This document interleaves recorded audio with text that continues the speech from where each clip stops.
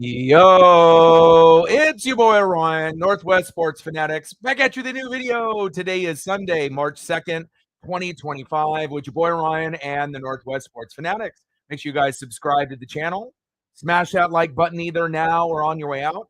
Donate to your boy if you can. Cash App $ ORIONNWSF or the YouTube Super Chat right here. We got some NASCAR Cup Series action this Sunday afternoon. EchoPark Automotive Grand Prix live reactions at Cota, Circuit of the Americas. Definitely excited about the race here today. Hope you guys are having a fantastic weekend. I'm still on a little bit of a WWE hangover with John Cena going heel with The Rock last night. But again, that'll be something that I imagine that will come up here in the broadcast.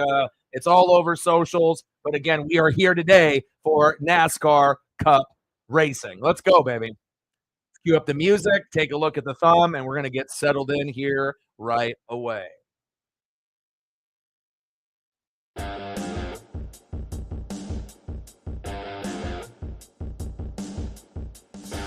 And just like it is on every thumb during the NASCAR Cup Series here in 2025, we have Chase Elliott, Napa know-how.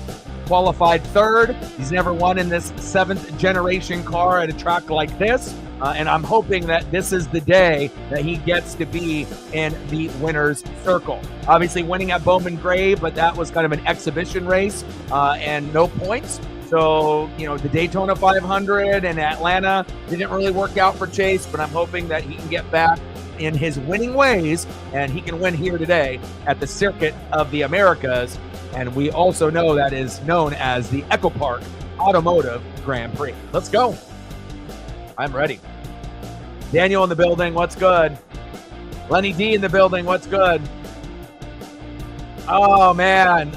You know, Cena going heel is fantastic because you got to think, if you ended up having John Cena going against, you know, Cody Rhodes, a face and a face, that's boring. You know, but now, you know, being able to have Cena go heel in his last 10 months with the company, I couldn't think of a better way for him to go out, you know, not only to get more people talking, you know, about WWE, but to be able to see that dark side. You know, anytime a wrestler goes heel, right, that's going to be the better version of the wrestler overall. You know, even when you have a super face like Cena or Cody Rhodes, when the time comes when Cody Rhodes goes heel down the road, it'll be the best version of him. Even though he is the super face of the company right now, again, I didn't really know if we were going to get this heel turn. Obviously, it was definitely very shocking. But again, I think it's good for business. It's good for wrestling, long-term storytelling. And again, I'm definitely excited to be able to see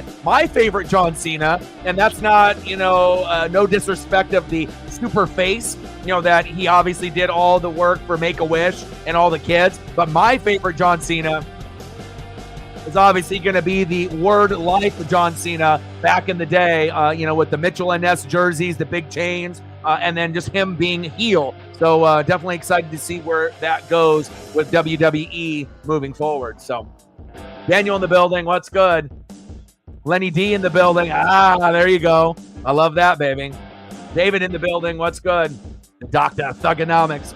We're not going to go 8 hours today. Like I said, we had that at Daytona, you know, because of the weather, but weather is good here. And, you know, the only reason we typically go 5 hours or longer in a NASCAR race is rain. But we're not going to have any, I don't think, here today. Obviously, different type of track. You know, you got obviously the long tracks, you got the super speedways, you got off-road tracks. So this is going to be much different than Bowman Gray, where Chase Elliott won. This is going to be much different than Daytona, you know, in the 500. This is going to be a little bit different than Atlanta as well. And it may not be as exciting as those other 3 races, if we're being honest. You know, they definitely shortened the track, so there's going to be more passing, which I feel like, you know, in years past with Cota, it hasn't been bad, but it just, you know, again, anytime you get a race like this, like Watkins Glen or Cota, it's not going to necessarily hit all the buttons for everyone. But again, if they end up making the adjustments, you know, kind of, you know, shutting the track down and kind of cutting off a section to make it, you know, a little bit more competitive, with passing and whatnot, with maybe more opportunities for some spin outs and some wrecks. I'm definitely here for the action that we're going to get here today. I think it's going to work because I think before, the track was too long, so once people had a lead, right, you never got any passing because obviously the way that they had to slow down to go around the curves and then speed up, you had some people spin out, but once you ended up getting that clean air and you were up front, it was almost impossible for the guys in the middle and the back to catch up.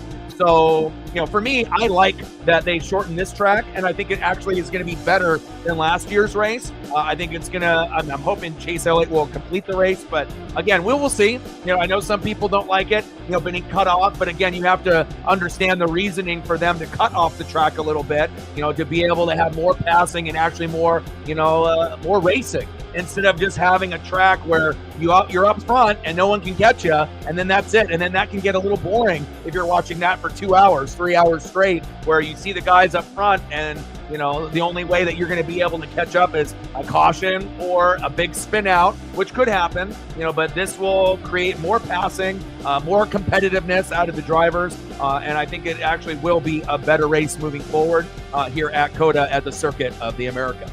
Natman in the building. Napa know how. You know it, baby. Yeah. I think all along that the foreshadowing was on the wall that Naomi did it because she wanted to be in the spotlight, with Bianca. So for her to be able to get that spotlight, she had to take someone out, and they always try to pin it on Liv or Raquel, right? But I think all along that, she was the guilty party. And again, we'll they're going to go dig deeper into it, on Monday Night Raw and obviously NXT, SmackDown as we go through the shows, after the big elimination chamber. But, anytime you have someone go heel, like a John Cena, the equivalent is like, Hulk Hogan going heel with Kevin Nash and Scott Hall and joining the NWO. It's the same type of impact, and I'm definitely excited for John Cena in these last 10 months that we're going to be able to get out of him rather than him just being face, because then it would just have been kind of a boring run, in my opinion. This definitely gives it a little bit of spice that not only Cena fans have been wanting, even though it was something that they never thought they would see. Again, NWO, there was, kind of rumors, that maybe, something like that would take place around, the 2010, 2011, 2012 era, or the first time, when Rock and Cena matched up, there was talks. And if you've gone back and seen interviews of Cena, they had new theme music, new gear. He was going to not show up all the time, do the complete opposite of everything in his gimmick. But then they scrapped it, at the very last minute. So he was supposed to go heel when him and Rock ended up having, that initial battle, 10, 15 years ago. And now come full circle, Cena selling the soul and trying to go, big, one last run and going heel. I love it, man. And again, WWE has been cooking with Triple H. If this was in the Vince McMahon era, this would have never happened. So I'm really excited to see where WWE is going to be going. And they're already number one. They're the king in the sport. AEW has fallen back dramatically. You have NJPW, you have Impact, you have some of these other, federations, ROH, but they're not even in the same stratosphere. AEW, was king during COVID for about a year or two. But since then, they've kind of taken a step back, and, we'll see what happens with Cena moving forward. Big facts. Let's go, baby. Napa know how. That's another spin to it as well, that it could have been Bianca as well, right? Yeah, that definitely could have been one of those things that they could spin it that way as well. You never know where they're going to go, with the long-term storyline. So.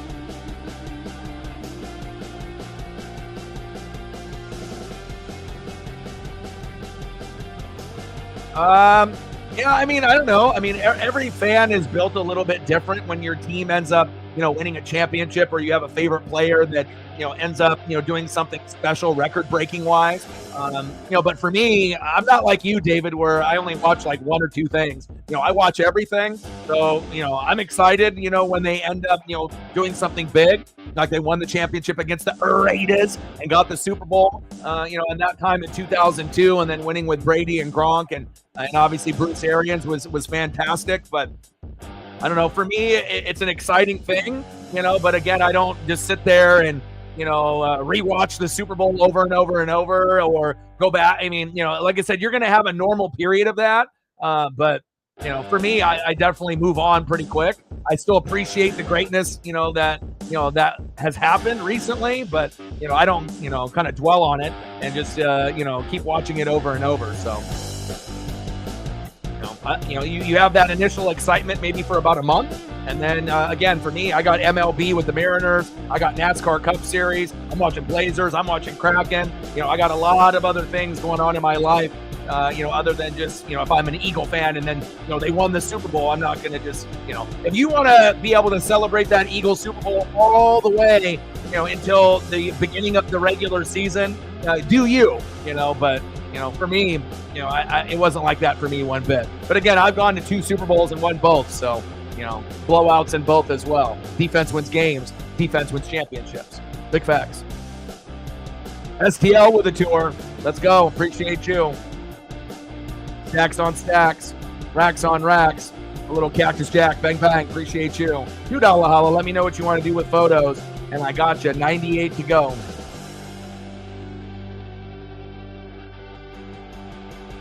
I agree. We will definitely see how, the track will kind of play out, based off, them cutting down. But obviously they're in turn 1. You definitely have to be very cautious on the way that you drive and how much gas you use and, hitting the brakes too hard. We will definitely see some pretty good spin outs here today. Yeah, good win for the Kraken yesterday as well. I mean, I'm not really used to seeing them, do well on an often, basis, but definitely nice to be able to see them get a dub at any given point. Like, sub, donate, comment, share. If you haven't smashed that like button yet, please do. We need 4 more to get to 10. If we can get to 20, within the first hour, we'll hit the algorithm. And at any given moment, we could end up going from 20 to 50 to 100 to 500 to 1,000 to 2,000. We've hit the algorithm a couple times already, and hopefully we can do it here again.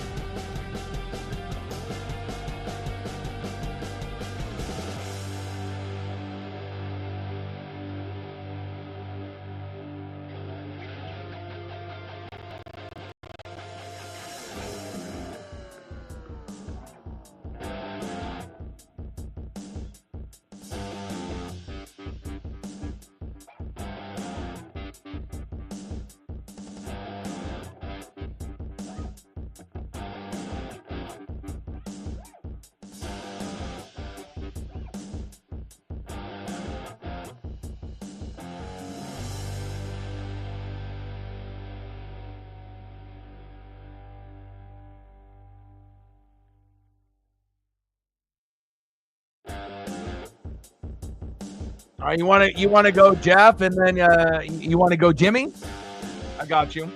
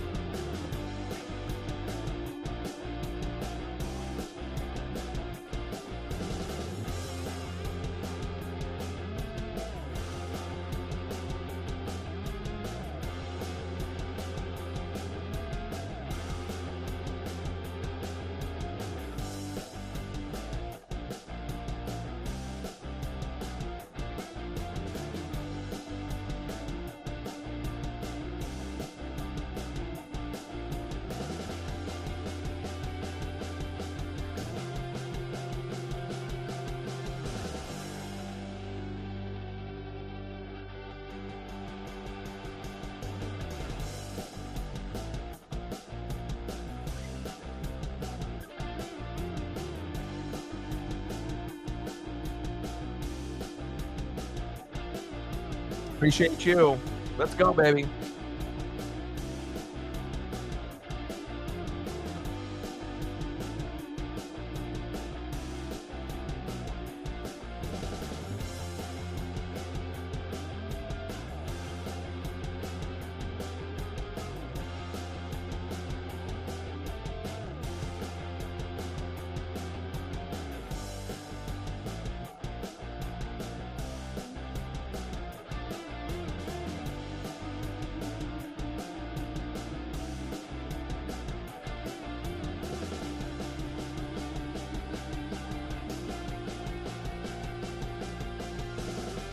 All right, just trying to get settled in with everything here.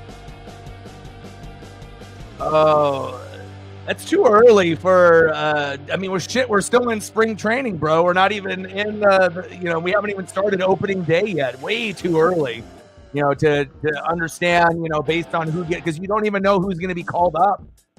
Right at the last minute, and you got to be able to see if there's any injuries.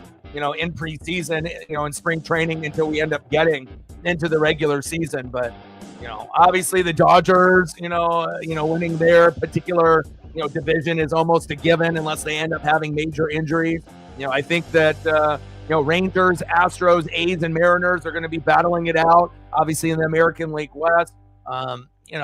I think the Mets have gotten quite a bit better, adding Soto to that lineup. Yankees are always going to be exciting. So it's going to be pretty much the same, type of teams that have been dominant the last year or two, but there definitely will be a couple, newbies, that will end up kind of surprising everyone. And that typically happens every single year. Napa, no how. I see you, Chase Elliott. They're in row 2 in 3rd place. Let's go, baby. I'm ready.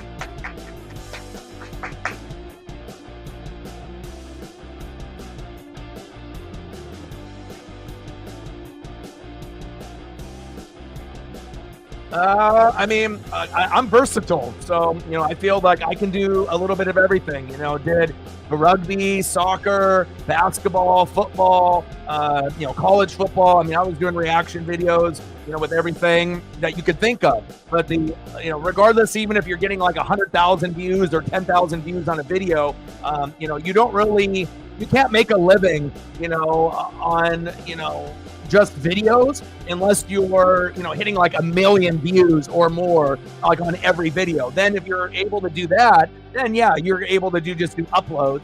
But it gives an opportunity to be able to bond with people, people to get to know you, and then being able to call games. Not very many people can do it on a high level, for basketball, baseball, football, hockey, college football, NASCAR. So it was a matter of being able to connect to the audience, to be able to make a full-time wage, so that way I could actually do this full-time. You're not going to be able to be a full-time YouTuber by just doing uploads unless you are getting like 1 million views per video. If you're not, then you're not going to be able to make enough to pay your rent, pay your bills. It's just I don't know how people think that getting 10,000 views or 100,000 views on a video, that pays a lot. It really doesn't. YouTube and any other streaming platform, if you go into deep diving, how many views you actually have to get, on an upload on a consistent basis to actually make a living, it's a lot. So, when you end up doing live streaming, you can connect with the audience,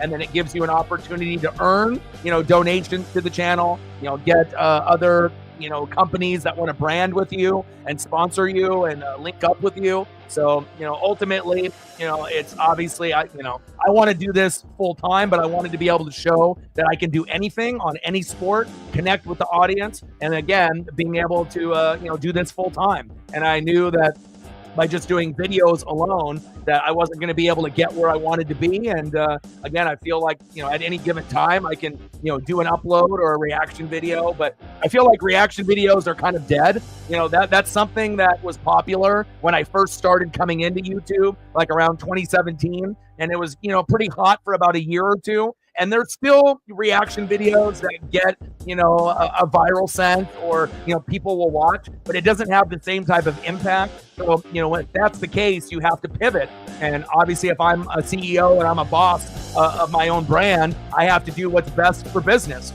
And, and I have to be able to pivot and move with all the, different things that are evolving in front of us, on the internet. So if that answers your question, I hope it does there. Yeah, reaction videos really aren't, there's a special group of people that still consistently watch those things, and they never stop, but again, like for me, I enjoy doing, live streams more. I can do a reaction video and give people kind of like my, kind of my vibe, based on, calling a highlight package for the NFL or college football or whatever it may be. But, being able to watch live events with people, being able to bond, being able to, help people with problems, being able to learn what people like and don't like, and building bonds and friendships, and then ultimately being able to, get enough likes and subs and views and donos to continue to do this for the rest of my life. Obviously, it took a lot of hard work. I've been grinding on this for 13, 14 years. This is my 9th year on YouTube. Next year will be the 10th year, and then 14 years overall in recording. And I plan on doing this until my very last breath. So it took a long, long road to get here, but I've had to pivot many, many times. But I feel like any time that there ends up being a kind of a building block or a wall in my way, you just have to be able to, experiment and, go into something else, going from reaction videos and then doing NFL live streams and then college football live streams and then NHL live streams and then NBA live streams and then WWE live streams and now NASCAR. So, I don't really feel out of my element. And again, it gives a chance to be able to show everyone that, we have one of the most versatile channels on YouTube on planet Earth. That's big fact. Yes. We'll see. He hasn't won in the 7th gen car, but Napa know how. Hopefully Chase Elliott can get it going here today.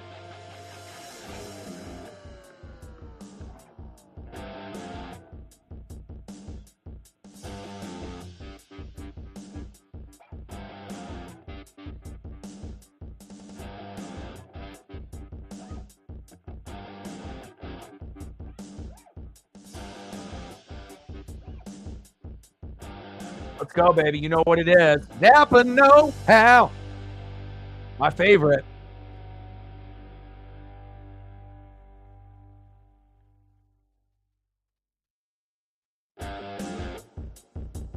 "95 laps," but obviously in this type of track, it's going to be challenging. Absolutely. Chase definitely has to be one of the favorites, especially qualifying third. If Chase qualified 13th or 17th, then probably no shot in hell. But again, just because you qualify good does not mean that you're going to finish the race, altogether. But I like Chase's chances, and hopefully he'll be victorious. Won at Bowman Gray, didn't really finish the way that we wanted at Daytona in the 500. Atlanta, coming back to his, hometown track. It didn't work out there with Hocevar and everyone else with the big wrecks. So this will give an opportunity for him to win for the first time in the 7th gen car on a track like this at the EchoPark Automotive Grand Prix. And I definitely feel he's got a great chance to win. And if he doesn't win, he should finish in the top 10 at the very worst, you would hope. But it feels like it could be a top 5 or better. 5th, 4th, 3rd, 2nd, or 1st. And, you just want to accumulate driver points, as many as you can. Obviously, getting in the top 10 is great. Top 5 is even better. But then if you're in the top 5, you're trying to go and get, obviously, the checkered flag at the end and trying to get first. So let me adjust the screen here so we can get the top 10 at least.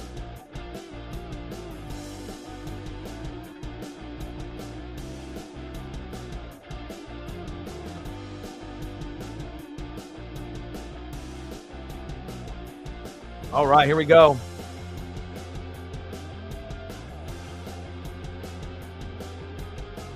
right, got to get the screen just right. There we go. That way we can at least see the top 10 here. Oh, look at this. Already spin outs already. Oh, man. And it's Chase. No. Oh, brutal. Are you kidding me? Oh. Chase, right out of the gates, you were in 3rd, and then you already spinning out too early. Come on, Chase. Oh, maybe we jinxed him. Holy fuck. Terrible. Holy cow. First lap? Man, Chase has got some bad luck. I know he'll be able to bounce back, but Jesus.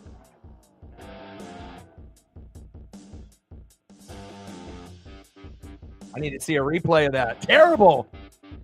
No, it doesn't look like there's any damage, but obviously going all the way from 3rd place to the back of the field. Jesus Christ, man. And again, you have so many cars kind of trying to go into that elbow right there. And you knew that people were going to spin out. And obviously they had that aerial view, that drone view. But I didn't think it was Chase that was involved in that. Jesus. It looks like wait for a few laps before I get pissed off or upset. Gosh. right out of the gates, already spinning out, but hopefully he'll be able to make his way back up to the front, but not the best start for Chase.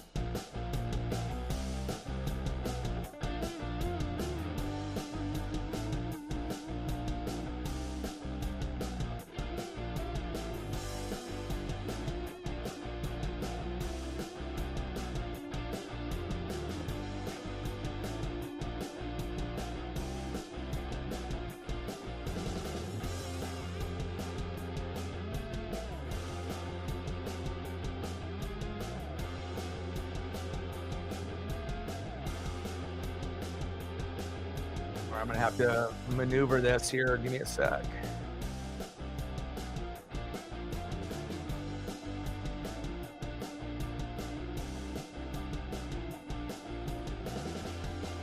I'm going to have to move me over.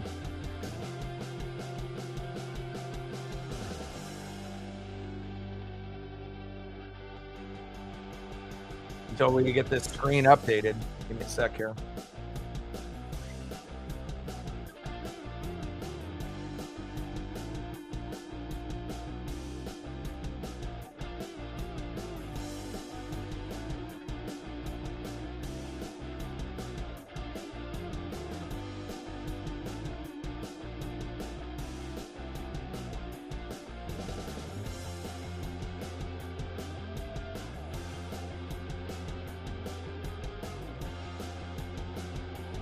Oh, Chase.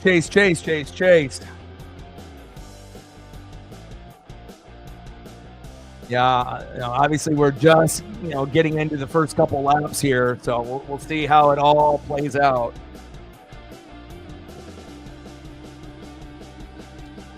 Yeah, it's awesome to be able to see, because you got to think, if Cena doesn't go heel, does anyone really care what he does in the last 10 months? Not really. And that's why, like we were talking about last night on the stream, that how, when you go from being a face or a super face and you go heel, it just makes everything much more interesting. You're better on the microphone. You're better in the ring. It's just an overall better performance. And when Cody goes heel eventually, that run will be better than the run that he had as the face. We needed someone to get the belt off of Roman, but his run as a face has been a little boring. It's been a little bland. It was exciting for like the first month, 2 months after Roman dropped the belt to him. But since then, it's kind of underwhelmed. And that's what happens when you end up being a face. It ends up underwhelming.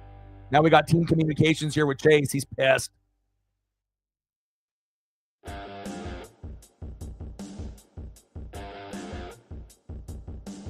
Now he wants revenge and payback, but you got to be careful. Started in third, now 34th. Holy hell.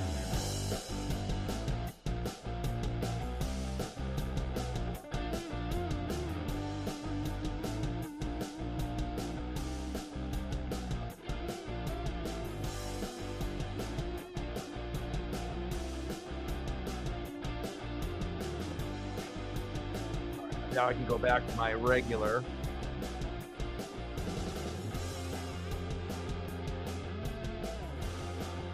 Okay, here we go. This is what I was waiting for, but I had to wait on them to get it all loaded up and whatnot. They have multiple screens on NASCAR.com, but Tampa know-how on the opening turn on that elbow in turn one. Chase Elliott, third place, now 34th, and spun out, and hopefully he'll be able to make his way back up to the front. But again, they ended up cutting this track, quite a bit shorter in years past. So there definitely is going to be more spin outs. Drivers are going to be closer together, which ultimately is going to lead into, more wrecks, more spin outs, and more carnage. Just really pissed that Chase had to get caught up in that right in the beginning. I mean, literally within the first few seconds. But I have confidence that, he did qualify third. So, hopefully he'll be able to get back into this by the time we get into, I have to say, maybe halfway. If we can get into, maybe lap 45, roughly around that time, and obviously being 95 laps total, we'll see how it ends up going. But we got some smoke here coming out for Ty Dillon.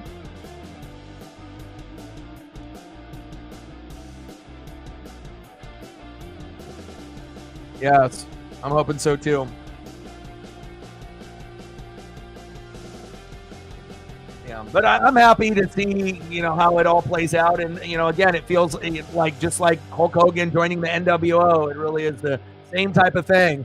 You know, John Cena was face.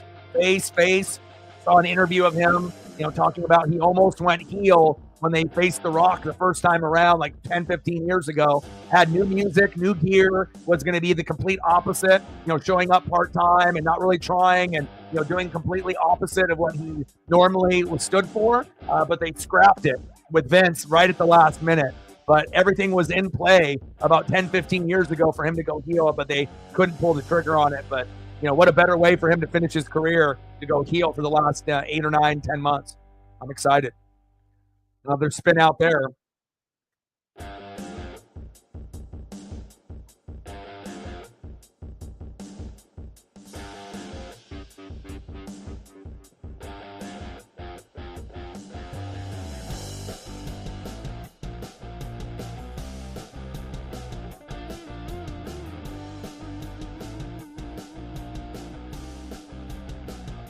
Yeah, it was a little weird to see Travis Scott in the ring, but it definitely gave you Rodman vibes, and we mentioned that on the broadcast. I mean, we're very aware of the history, in wrestling and whatnot. So it definitely was a amazing PLE, and just the ending alone, made that PLE a 10. So, I mean, obviously some of the matches underwhelmed with Tiffany Stratton and Trish Stratus, and I mean the Kevin Owens Sami Zayn was lit.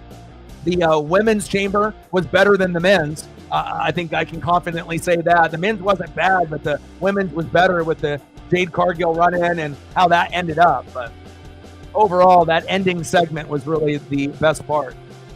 Reddick, Wallace, Van Gisbergen, Bush, and Suarez in your top 5. Larson, Osavar, Byron, McDowell, and Almendinger in your top 10 as Bowman on the outside at 11. And Hocevar ends up wrecking quite a few people. Obviously very aggressive, but we'll see what he ends up doing here today.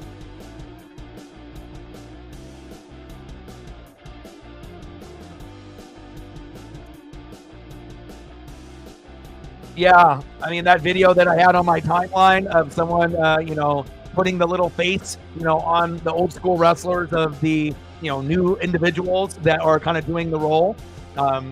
As soon as I saw that, I had to post it on my socials. I was like, oh, this is perfect.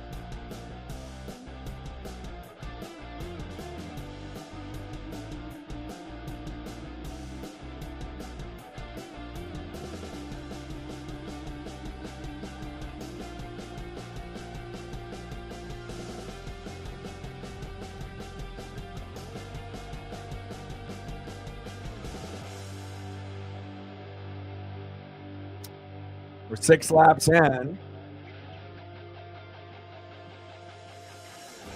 Van Gisbergen is a heavy favorite here today, so we'll see how that all plays out.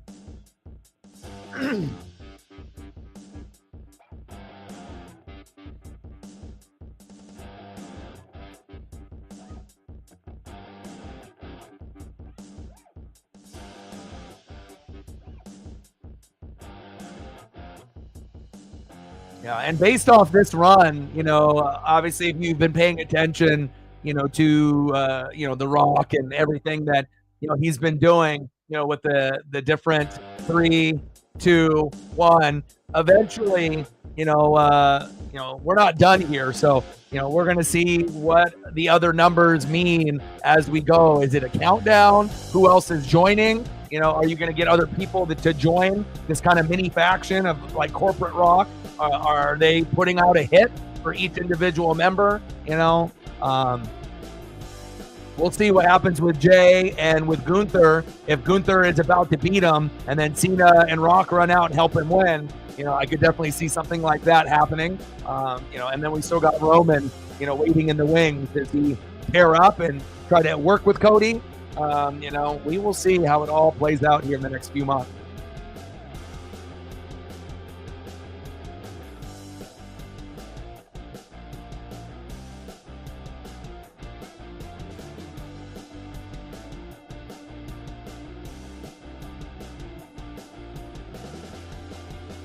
Yeah, well, the Jets are a mess. So regardless on who they grab or keep or get rid of, Davante Adams, he's still an okay receiver. He's definitely, I don't think, top 5 anymore. He might be a top 10, top 15 receiver if he can stay healthy and whatnot. But, that whole Aaron Rodgers experiment was a mess. And, if he wants to follow Aaron to another team or go somewhere else, go right ahead. But I don't think anyone really expects anything out of Aaron Rodgers or Devontae Adams at the stage of their career that they're in now. So, and I'm not sure if anyone's going to want to, pay that much for a guy that, we know that, is a, Hall of Fame or borderline Hall of Fame type of receiver in Devontae Adams. But, Father Time is undefeated unless you're someone like LeBron. All right, we're 8 laps in. And we're still waiting for that big wreck, but just not happy with Chase spinning out so early.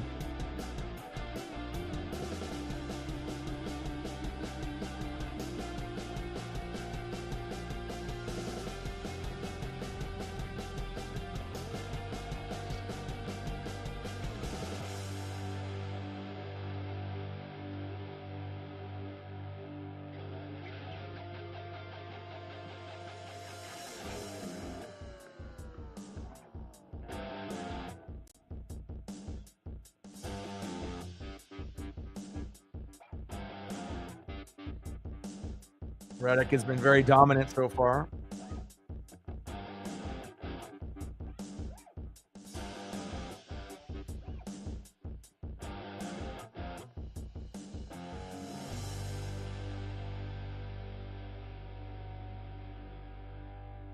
Oh, for sure.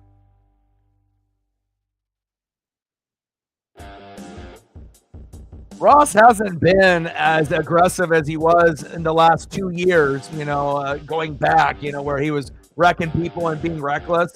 He had his moments, but he hasn't really had that reputation of, just being wild and crazy anymore.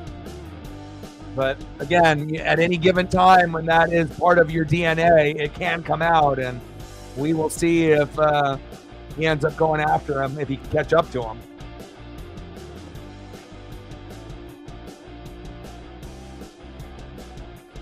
But then he gets battered again. Reddick and Elliott were the 3 favorites going in. And at this point, you got to think Chase is out of the running, at least at the moment. Who knows if he'll be able to get himself back to the middle of the pack or towards the front, especially with a track like this. It's not Daytona. It's not Atlanta. Once you get behind in a track like this, it's very hard to get back up to the middle and the front. Obviously, if there's cautions, there's wrecks, spin outs. And if the spin outs, grab like 5 to 10 cars, then yeah, you're gonna be able to take advantage, but not looking too hot here so far for Mr. Napa. No how. He's in 30th. He's gone up 4 spots, but now he dropped down to 31st. Rough. We're at 2:98 to go.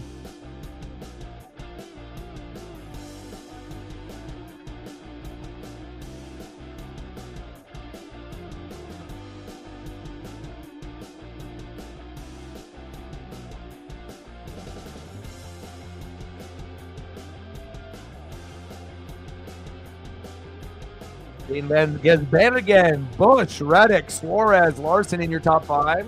All right, Hendrick Motorsports, I see you. Hocevar with a lot of controversy last week in the top 6. William Byron, who won it last year. AJ Allmendinger, Bubba Wallace, Alex Bowman in your top 10. And Michael McDowell, the former Daytona 500 winner, on the outside looking in at 11. Briscoe, Bell, Gibbs, Blaney in your top 15. Who else was involved in that, spin out for Chase? Was it only Ross Chastain, or was there another driver that was part of that spin out, Nat, man? Have they mentioned anything on that yet? And I know obviously here on NASCAR.com, there's going to be, these different little race developments and obviously text that probably will go over some of that information, but I haven't got a chance to kind of scroll down and take a look. Yes, pit strategy is going to be so fucking important in this type of race. In any race, it's important, but especially for like a road course, kind of weird angles, weird elbows. You really have to know how to drive. It's one thing if you have speed with your car and you have a super speedway and, you can, gain ground that way. But with this, it's going to be a lot of braking, a lot of revving up and then revving down. You really are going to have to drive your vehicle instead of race your vehicle, like on a super speedway, like at Daytona. But Shane van Gisbergen doing his thing. Full-time driver from New Zealand. And again, these are, this type of race is a specialty for him. And as you know, just because you're good at a super speedway or a long track does not mean you're going to be good at a track like this. Sometimes you can be good at one or another and be terrible at some of these other tracks. So, as anyone knows with their favorite drivers, there definitely are going to be, tracks that you're favored and then tracks that you're almost just looking until next week. And, what's the next track? Because you know that more than likely your favorite driver, is probably not going to be able to get a good finish, at least based on past history, unless he gets a little bit of luck.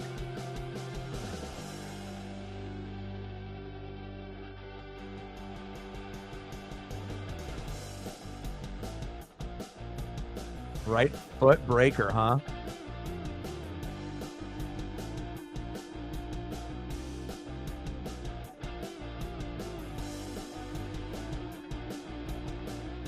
Chase in 30th. Come on, Chase.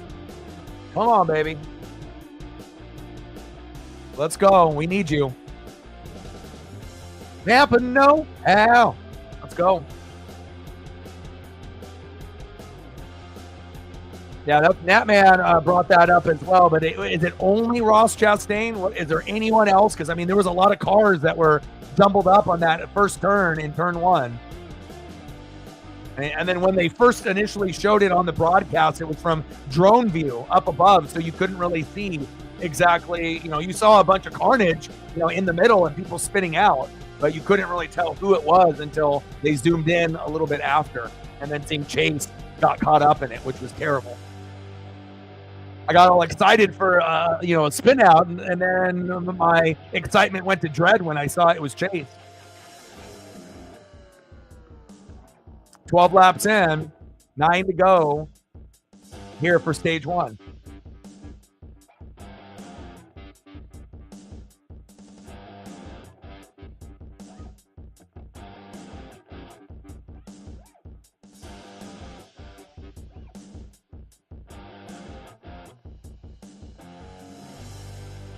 Mariner 0, Rocky 0. I'm happy that they're not getting absolutely destroyed like they did yesterday. Getting closer and closer for MLB to get started as well. And Gisbergen, Busch, Reddick, Suarez, Larson in your top 5. Osavar, Byron, Allmendinger, Wallace, and Alex Bowman in your top 10. Briscoe on the outside looking in at 11.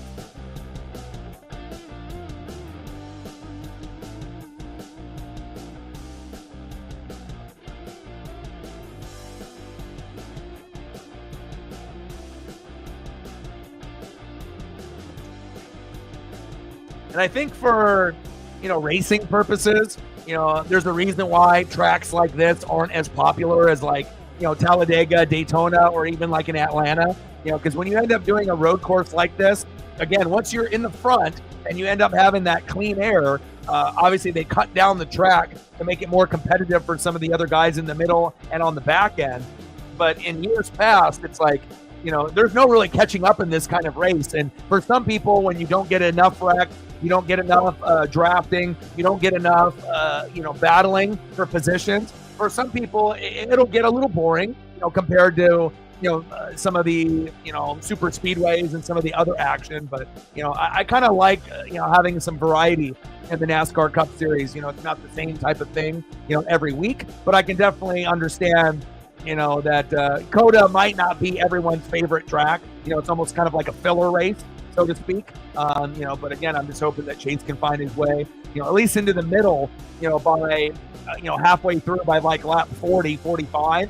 And if he can be, in the middle, then maybe he'll be able to salvage his day and get a top 10 finish. But he definitely was one of the top 3 that were favored going in, especially qualifying third to spin out on, turn 1.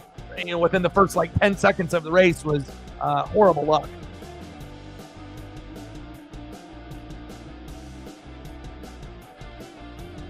Yeah, I mean, right now it's all strategy, so it's going to be up to the spotter and obviously the crew chief, and the pit crew, and having to be able to try to come up with the best strategy. Because now winning this race is totally out of the question, and getting a top 5 finish might be totally out of the question. So you might have to be like, okay, we don't want to have any DNFs. We want to just try to finish this race. And I know it's so incredibly early. We're only 13 in out of 95, but based on past history, I'm thinking they're probably thinking points and just try to get to 10th, if you can, 10th, obviously that may be impossible. It might end up being where he finishes somewhere between 15th and 30th. That's probably more realistic.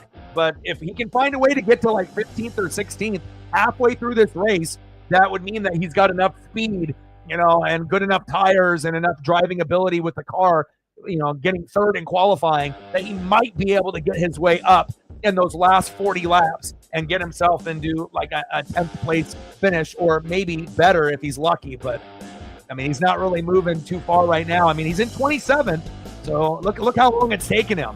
So going from 34th and to 27th, and took 12 laps to get about 6-7 spots, and we're still way early on. So yeah, I we'll have to wait and see, but I'm not sure if they're going to have anybody go in early. He's already that far behind. He probably is just going to follow the pack, until things get a little bit more settled out. So I'm going to go grab my drink here real quick. Give me one sec.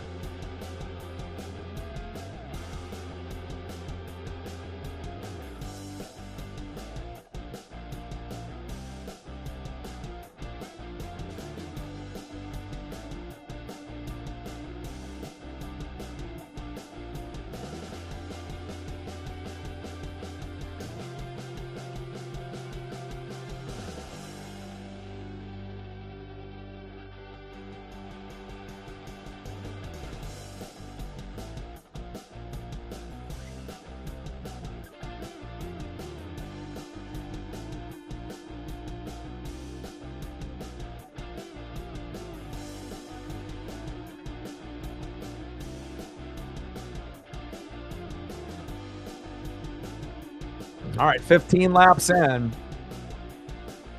Then Gesberget, Busch, Reddick. Hard to catch up, once you get behind in a race like this. It has to be very methodical, slowly but surely, but now Chase is up to 27th. I like that. So if he can get to 20th, maybe by right after stage 1, maybe when we get to lap 20 to 25, if he can get to that point, just slowly but surely, methodically. Obviously, if we end up getting a spin out or a wreck, and you get a few cars involved, then that'll definitely help him out. But slowly but surely, he's catching up to Ross Chastain, who's in 15th, and we'll see if he ends up wrecking him.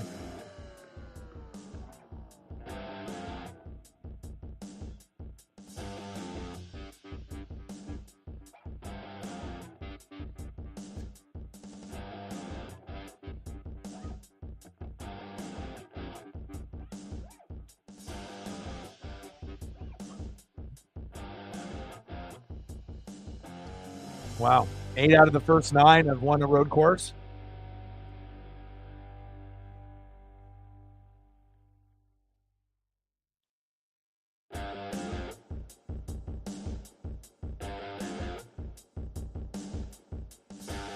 We got Ivy Nile, Lyra, Valkyria, War Raiders and Creed Brothers, Rhea and Io. Yeah, plus all the hype from obviously yesterday. We'll figure out. Chase is livid. You don't hear Chase swear early in a race unless he is incredibly, he's livid. You got to think, bro. You got to think that, he qualified third. He's never won in a race like this. This was going to be one of the best chances he's ever had, and I definitely think if that didn't happen, he would still be in the top 10, probably in the top 5. So, It happens. Hocevar definitely, wrecked a few people last week as well. Chase has just had a little bit of bad luck, and sometimes racing is a part of luck, as you guys know, right? It's not just about the driver. It's not just about the car. Tampa, no, how? I see you, Chase. You're my boy. Again, you have to have a good pit crew. You have to have a good spotter. You have to have a good crew chief, right? You have to have everything lining up, to be victorious at the end. But, he's working his way up. He's moved up 7-8 spots since the spin out on, lap 1. 5 to go, and the car is good. Like I said, he had a third place qualifying car, so I wouldn't be shocked if he ends up moving up. But again, 0 wins in 16 road course starts in this next gen car, and then 7 wins the previous 19. So obviously the 7th generation car hasn't really been too kind to Chase so far, but he did get a win at Bowman Gray, Daytona 500 in Atlanta, going back to his hometown, track and, hometown state of Georgia. Didn't work out last week. And I definitely think that he'll be able to climb back up into this race. But again, it's going to be a slow and methodical, kind of journey here. 17 laps in, we got 4 to go before we get into stage 1.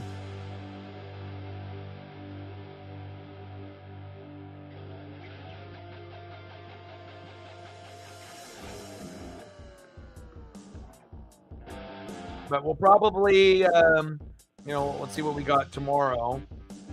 Blazers are playing the Cavs right now. They're only down by 1. Go Blazers on the road. That's a tough opponent. Blazers play the Sixers tomorrow at 4. So we're probably going to do that or Monday Night Raw. I haven't really decided just yet. We'll figure out what we decide to do. And we'll do a couple Kraken matchups during the week, a couple Blazers matchups during the week. And then obviously as we get towards the weekend, that'll be obviously NASCAR Cup Series again going into next week.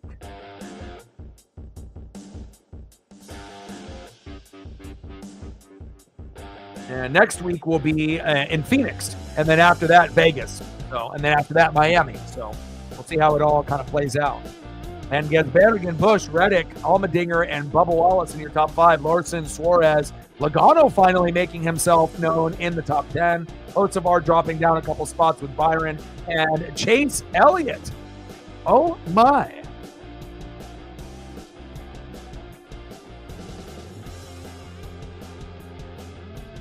Uh-oh, penalties.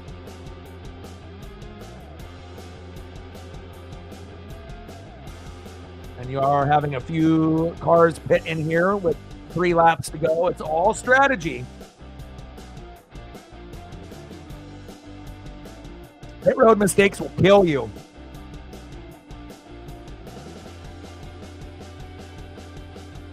Look at Chase moving up the field. Tampa, no how. 11th, baby. Woo! Let's go. Let's go.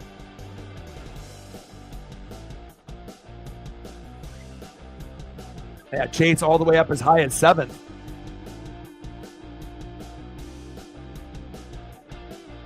Like, sub, donate, comment, share. Hopefully we'll get a few more people to come through and hang out. I know NASCAR isn't going to necessarily be for everyone, but again, the more support that we can get on a week-to-week basis, the longer that we're going to be able to hit the algorithm and be able to get where we need to get. I like it, baby. Van Gez better again. Reddick with the pass. Reddick, Van Gez better again. Busch. Bubba making some moves.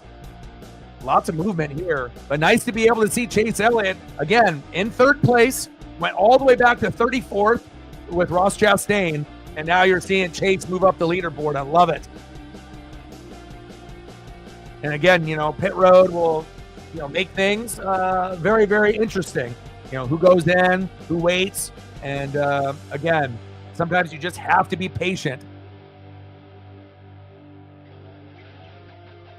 2 laps to go until we get into our first stage 1 caution.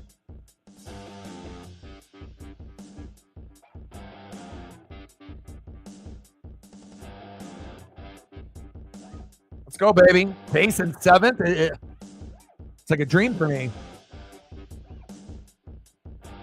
I mean, I knew that there would be a little bit of a jump, based off the pit, but I didn't think Chase would be moving up this much.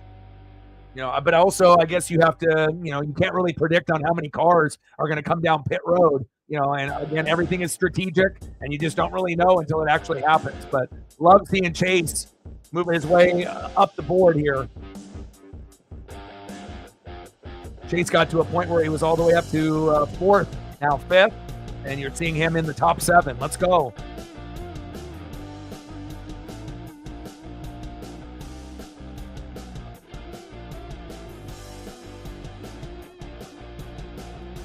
$100%. A win is a win, that man. You know it. Just like your Auburn Tigers, baby. A win is a win. Regardless if you blow out a team by 30 or you win by a buzzer beater by 1 or 2 or 3 at the end. Nice battling here in the top 10. Lots of movement.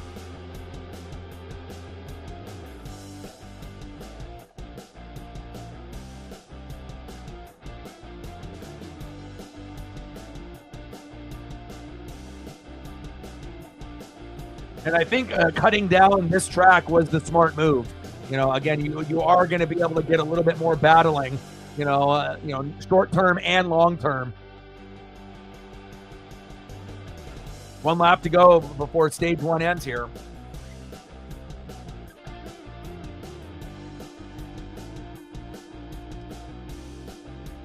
But this has been a fantastic weekend. I get WWE Elimination Chamber, and then I get NASCAR Cup Series after that. I mean, there's nothing better than that, especially when, NFL and college football are over. You have to be able to pivot.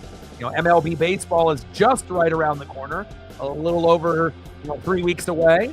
And I'm definitely excited to be able to cover the Mariners as well as a lot of your guys' favorite teams as well. But I love having something to look forward to on Sundays like football. And now football's over, NASCAR's in full swing, and I love it. Wallace, Logano, Van Gisbergen, Busch, Elliott in your top 5. Fuck yeah. Let's go, baby. Let's go. Unbelievable. That's my guy. Napa know-how. Beautiful car. Let's go.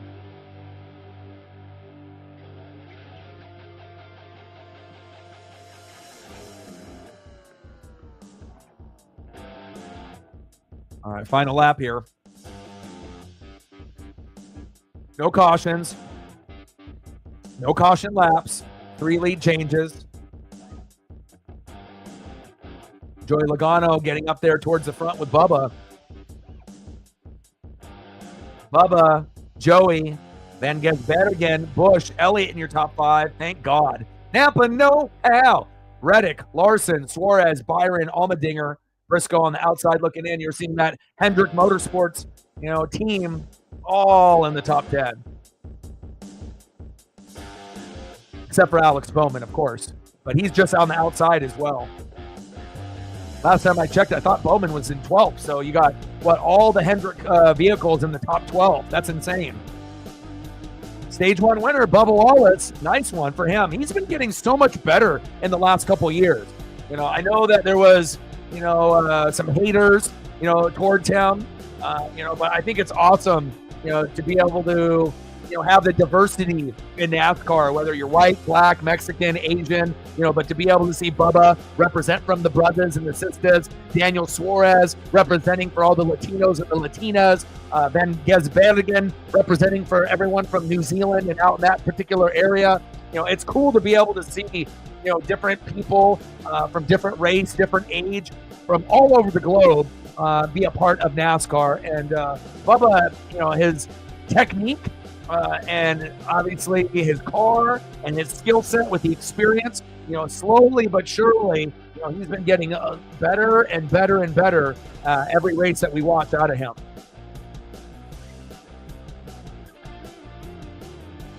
I mean, that was a pretty exciting first stage. I mean, not as exciting as a Daytona 500 or an Atlanta, of course, or a Bowman Gray, but for what the race is, a road course, you're going to get something similar like at Watkins Glen and a few of the others that we race in a regular season. But I'm just happy Chase is up there. Like, to be in 34th and be like, oh my God, this is already over. Within the first 10 seconds, it's already over. And then, luckily, with pitting and, not losing his cool, And just, knowing that his car is a top 3 car, obviously in qualifying, you just got to kind of wait, see where the chips fall as Chase kind of moves down the field now. But hopefully he'll be able to make his way back into the top 10 and the top 5 here shortly.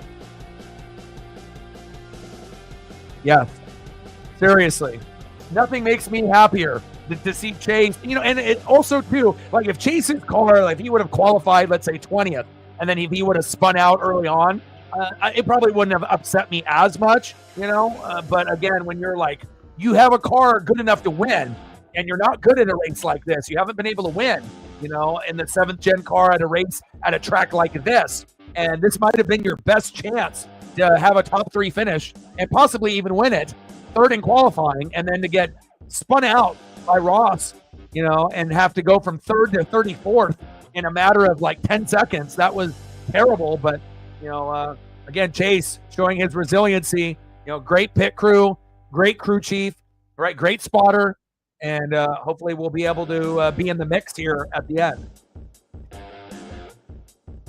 All right, let me take a look at some of the baseball and NHL scores, see what we got, as well as the NBA here. Let's take a quick look. NBA, Cavs up 40-37 on the Blazers. Celtics beat the Nuggets 110-103. That's a big win for them at home. Take a look at MLB in spring training. Where are my Mariners at? Mariners down 1-0 to the Rockies. Come on, Mariners. And let's take a look at the NHL. Maple Leafs 6, Penguins 5 in OT, Bruins and Wild knotted up at 0, and then you have 4 other matchups later this afternoon. Wow, look at that. What a seat. Look at this little, holy cow. That would be cool to be up there. Have some beers and enjoy the view from up above like that. That is awesome. Chris Myers, Jamie McMurray. I mean, you get a view of everything up there. How do I get a ticket to go up there? Holy cow, that's awesome.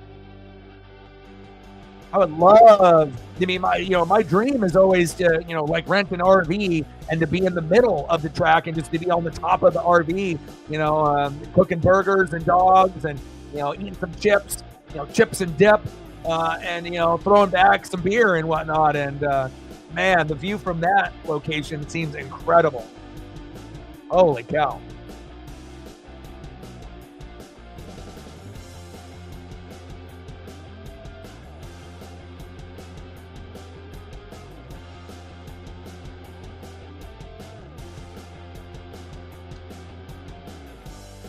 Oh my God. Dream come true. Look how high they are. I mean, you can see so far into the distance, into the landscape, even way past the track. Especially the way the twists and turns are on this track. You have to be up there, quite a bit higher to be able to see everything.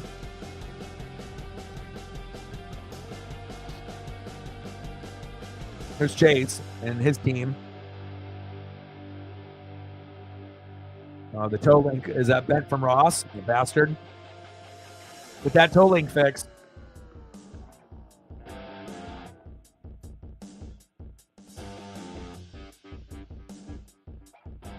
Napa Racing, baby.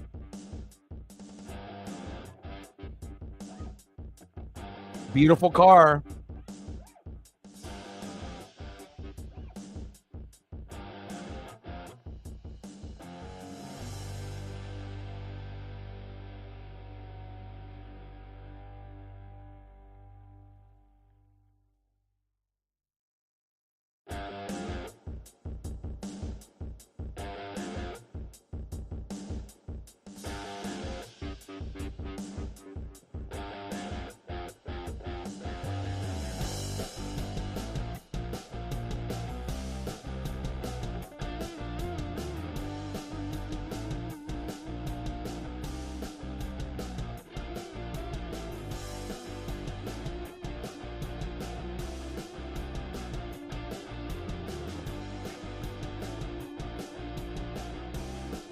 Yeah, absolutely. I think the strategy is going to be very similar. Got to get the toe link fixed. Make sure you're getting the fresh tires.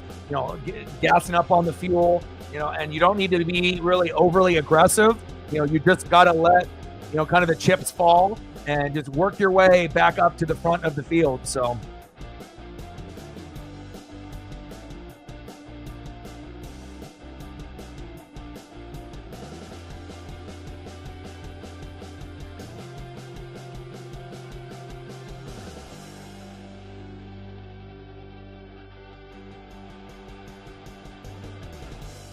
Elliott in 35th right now. Holy hell.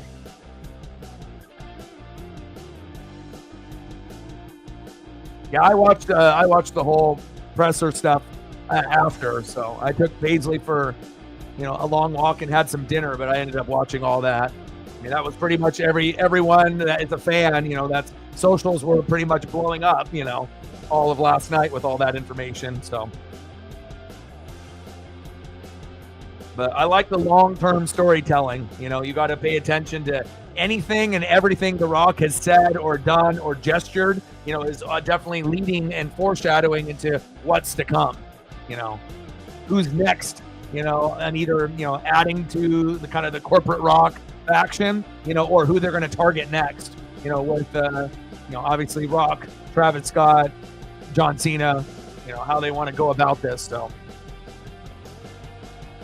and again, we were supposed to maybe have Rock and Roman, right? But you have to pivot. But what a better way, if Rock isn't going to be involved wrestling-wise, might as well have him kind of, be like the Paul Heyman, at this point. It works out great, because obviously Cena and Rock, are legendary icons. And at some point or another, they are, going to be done. They're not going to really be wrestling anymore. They'll still make appearances, for certain PLEs and pay-per-views in the future, but this is kind of like the last run where you're really going to be able to see these guys wrestling, in quite some time. So.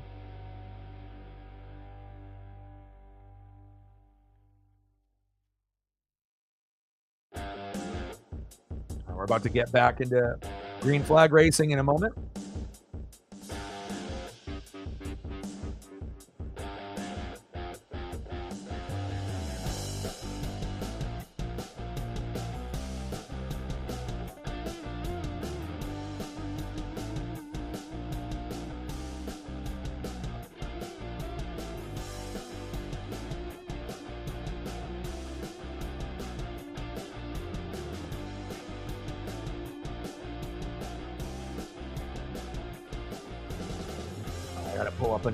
I gotta pull up the Blazer stream or the Mariner stream here also if we're doing this. So.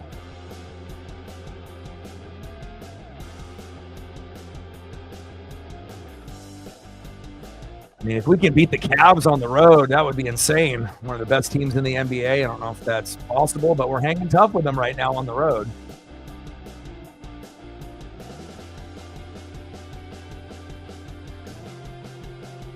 Blazers up 47-42. Let's go.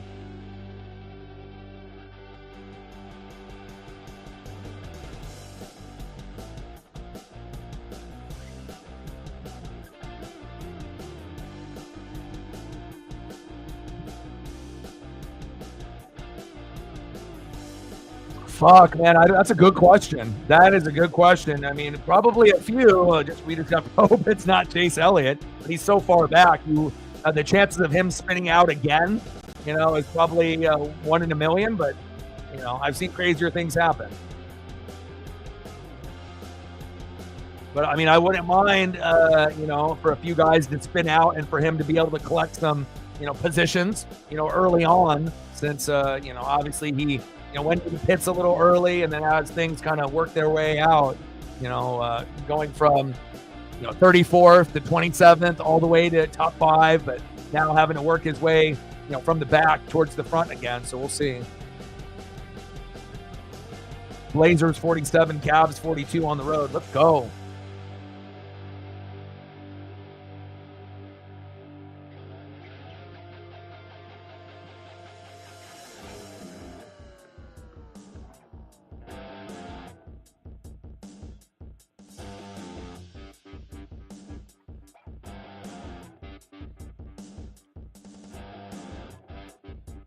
See here. Blazers have the Cavs today. They got the Sixers tomorrow. On Wednesday, they got the Celtics. Holy shit. And then on Friday, they have the Thunder. Holy cow. What a gauntlet for fucking the Blazers going through all the good teams in the NBA. But they're hanging tough right now. Nice jumper by Anthony Simons, 49-42. Blazers with 2:50 to go in the second quarter.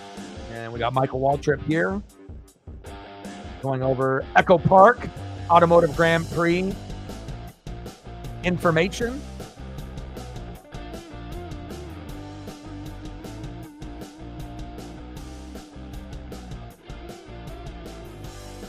What year was that? Do you remember? Do you have a particular track that's a road course track that you like more than others? I feel like people like Watkins Glen more than Cota.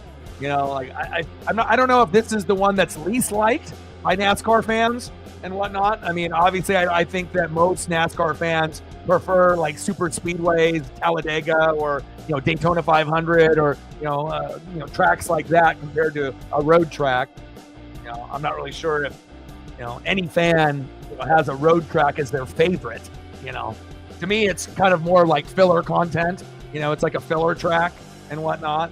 Like, it's cool to have something different, but we have to be happy that we don't have like road tracks on the regular. That would not really be ideal for the NASCAR Cup. So, but to have a couple a year, I'm okay with that.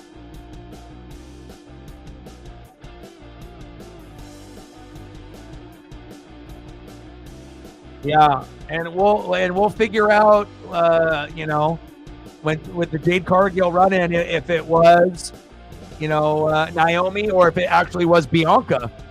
Maybe she was the one. We'll figure out. Storyline. They can pivot that storyline in many, many ways. They tried to pin it on Liv and Raquel.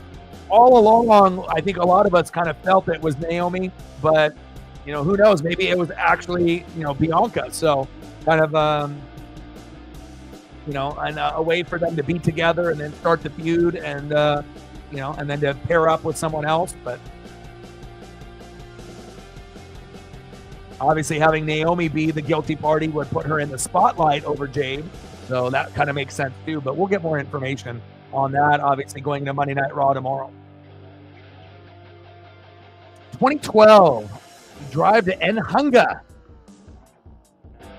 Everybody wiggling, trying to get some good grip on these tires. And obviously, as the race goes on, we will see, if the weather changes, based on humidity, or doesn't look like we're going to get any rain today, which is good. 25 laps in.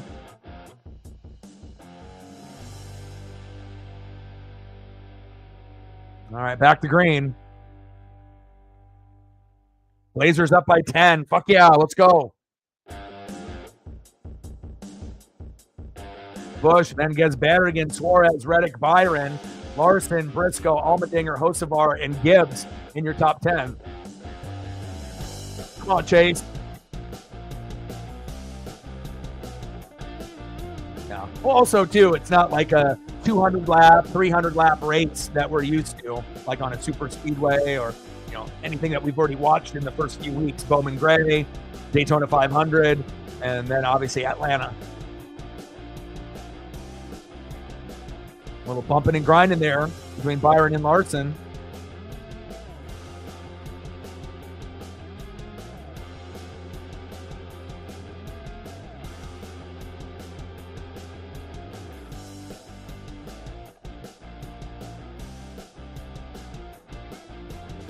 I'm impressed with Hocevar. He's after all the controversy and whatnot, being overly aggressive. He's been in the. He's dropped down to 12th now, but he was in the top 7, top 8 pretty much for this whole race. He's got some potential.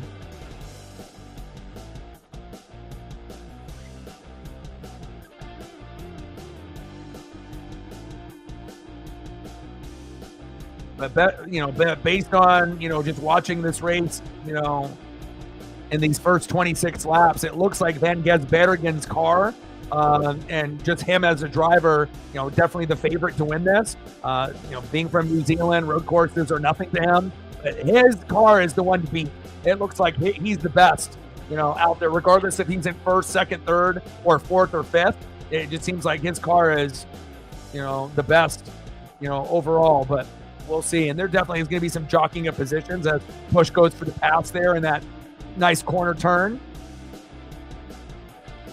But we'll see how long Busch hangs on to being up front with that clean air. And Reddick is very good, obviously, as well. Qualifying, Van Gisbergen, Reddick, Chase Elliott, as guys at the front that have the potential to, at least going in and qualifying, that looked like they had a good chance to win this today.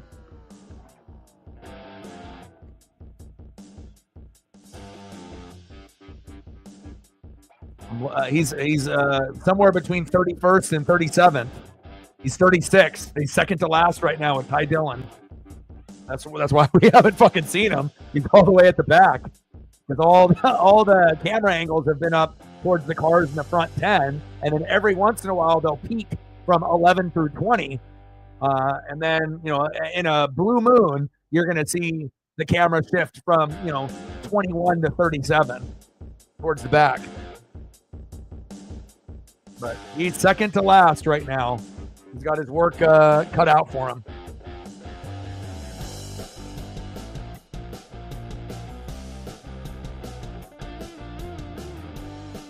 Started 8th and 1st. Busch has got a good car here today as well. 28 laps in.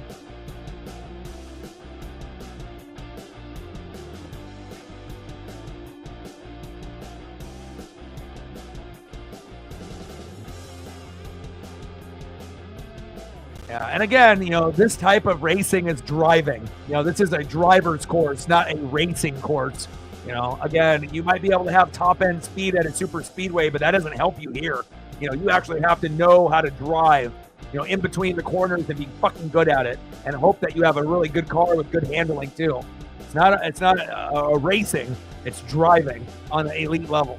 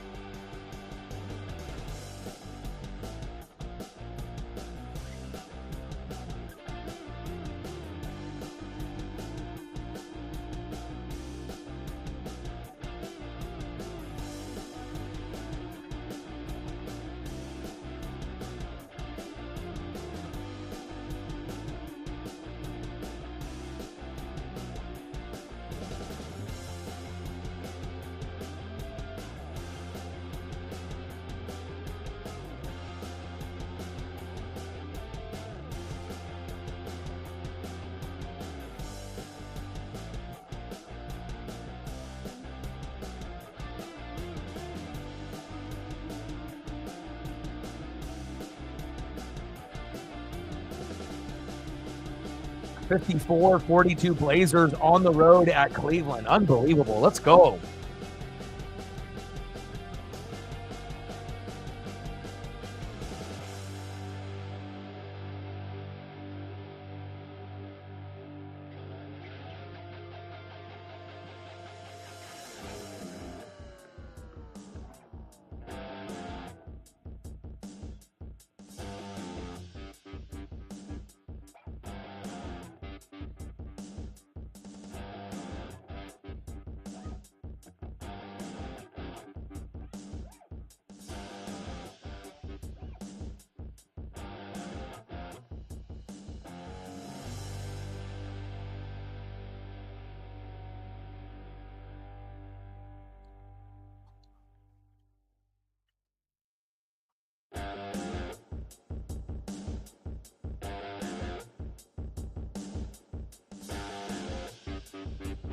.29 laps in out of the 95 total here at Cota.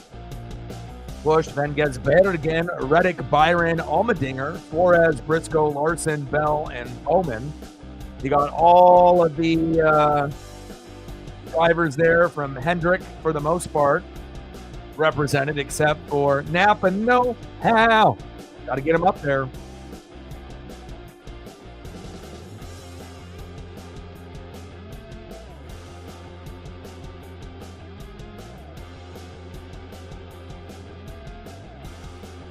Yeah, But Logan is just a troll. So of course, being in Canada, if anyone, I mean, he gets booed no matter what. But then to bring out the, United States flag and wave it around in front of a bunch of, Canadians, you already knew what kind of response that was going to get. So,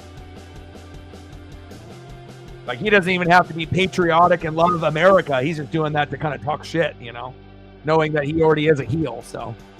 Just like if like a Dominic Mysterio would have, did that as well, he would have got booed too. So anyone that would have done it would have got booed. So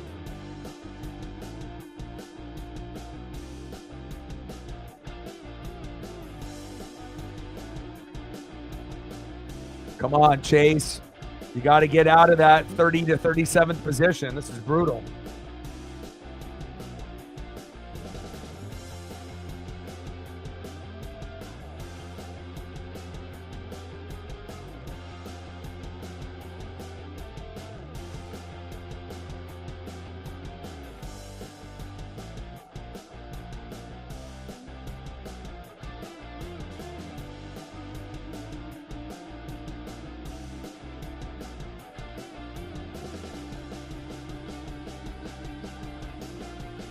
.30 laps in. We're about a third of the way with the race up to this point. Busch, Venges, Bergen, Reddick, Allmendinger, Byron in your top 5. Flores, Briscoe, Larson, Bell, Bowman in your top 10. And Buescher on the outside looking in. What the hell is Chase, damn it? Where are you at? Still sitting in fucking 36. Come on, Chase. I mean, the only car he's ahead of is goddamn Ty Dillon. Fuck.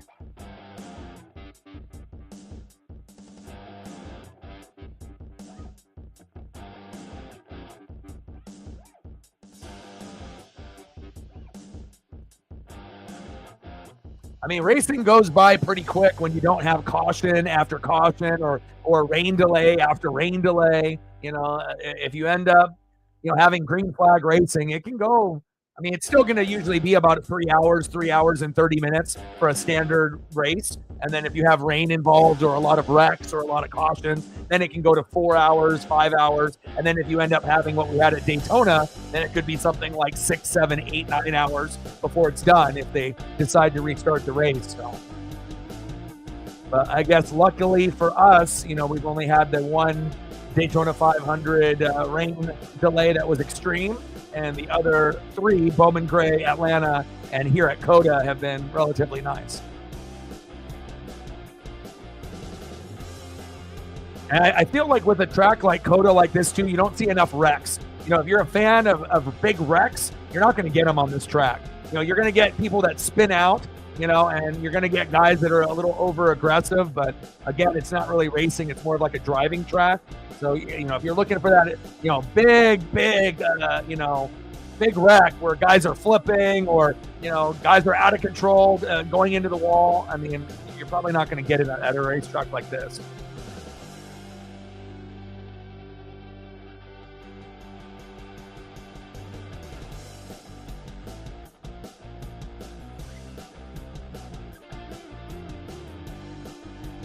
We got 32 laps in here out of the 95, about a third of the way.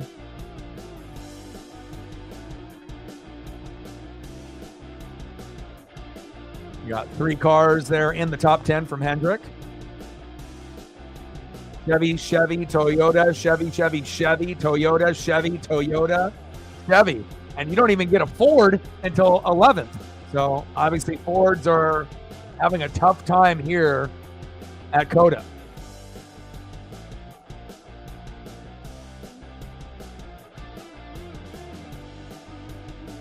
I mean, even John Cena super fans are happy, whether they want to admit it or not. It's the best version of what you're going to get out of John. John Cena as a face, boring. Cody Rhodes as a face, boring. But once Cody goes super heel down the road, it'll be super entertaining. And, Cena going heel yesterday is awesome because, again, you didn't really think it was going to happen. And what a better way to end his career, just like with the way he started it. That's the best version. It's always going to be the best version of wrestlers. You're never going to have a best version of an elite wrestler being a face. Never. It's always going to be the heel. The promos are better. The wrestling is better. You end up getting, better storylines out of it as well. Again, and you can still be, amazing as a face. But again, people remember what Hulk Hogan did, but to me, NWO Hollywood Hogan was more memorable. You had the Hulkamaniacs early on, but nothing will ever compare to NWO, because NWO is for life, brother. Oh, yeah. There's Chase, 36. Third, 30th, 20th, 36th, and still in 36. Come on, Chase.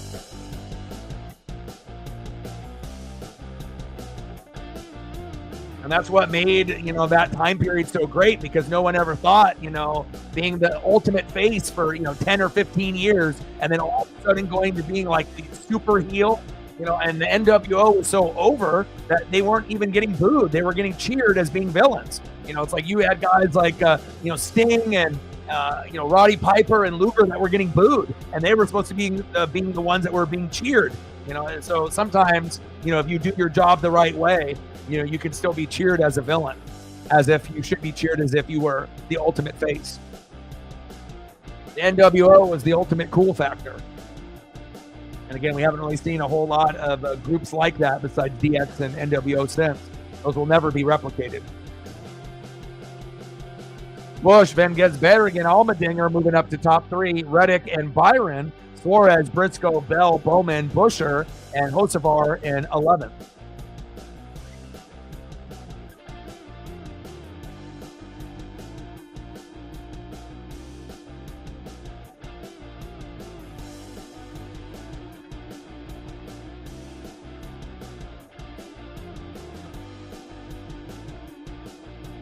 I think the only thing that I feel like I missed out a little bit is they didn't do a trucks race this week.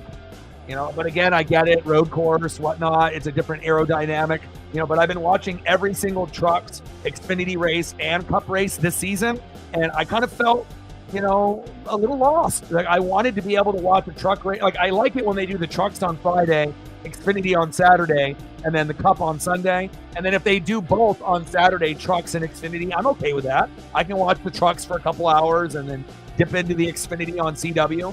And I think CW has done a pretty good job for the Xfinity series. It's a different layout. They have all of the, driver information at the bottom of the screen instead of at the top or the side like you typically have on Fox and NBC for the Cup series. There we go. Nat Man. He's staying positive. 35. 35th. Let's go, baby. Slowly but surely. I mean, you got to be able to move, more than one car over a period of 10 to 14 laps. But, just got to pray that something good will happen for him here. But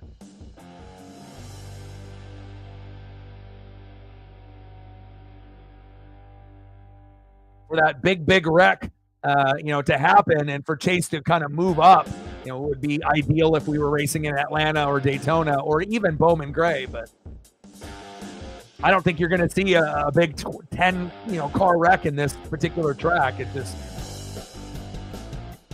you're going to get cars jumbled up at some point or another. But that's why it's so important, to qualify well at a track like this and to stay up front and to be in the top 5 and top 10 as long as you can.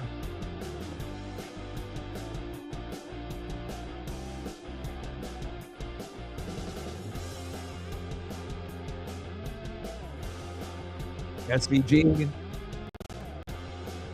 And just past Bush.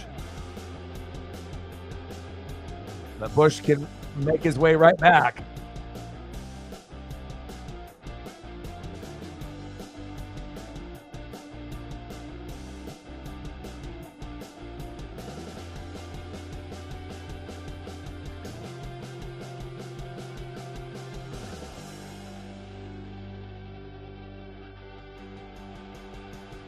Come on, baby. Blazers beating up on the Cavs on the road. I just need Chase Elliott to get a run. I mean, obviously having a big wreck would be ideal for Chase because, you get 5-10 cars involved. Chase can go from 35th to 20th in a blink of an eye and then 20th to 10th in a blink of an eye. But with this type of track,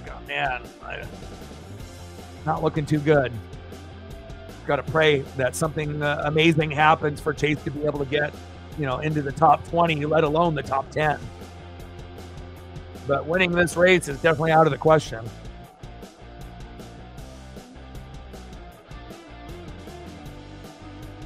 I would assume Ben Gesbergen and Busch Reddick, are probably going to be the favorites at this point.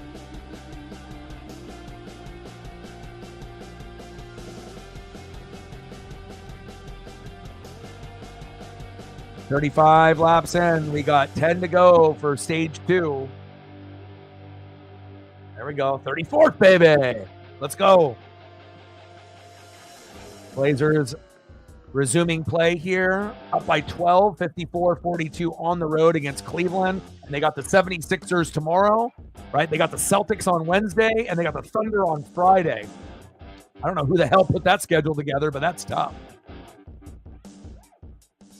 But if we win here today against Cleveland, I know we can beat the Sixers, but probably we'll get our ass kicked against the Celtics and the Thunder, but you never know.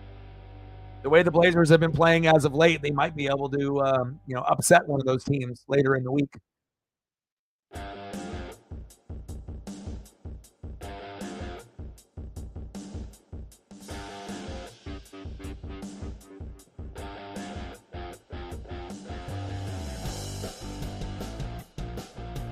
This is Van Gisbergen's race to lose. He's been money. Car's been great. Driving skill is evident. No issues with any of the pit stops. And again, this is a specialty track that that he is a master of. Road courses. Van Gisbergen, he knows what's up.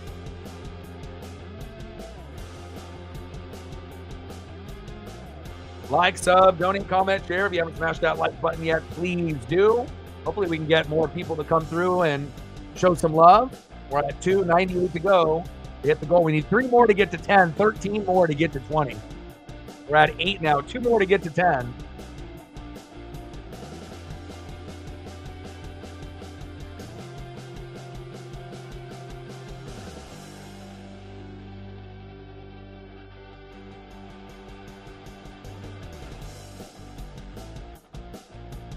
Chevy in your top 5, then a trio of Toyotas, Chevy, Ford, Chevy, and you only got one Ford in the top 10, Chris Buescher.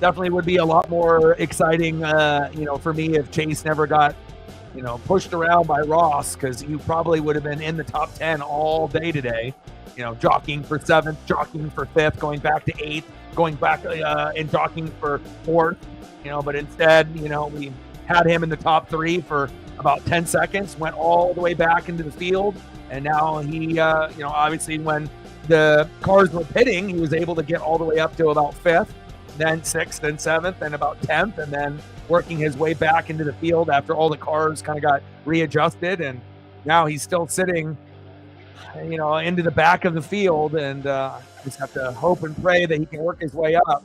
He's passed Ware, Jones, and Dillon, but 34th ain't going to cut it. He's right there with Josh Berry, who filled in for him when he ended up having that winter activity accident a few years ago.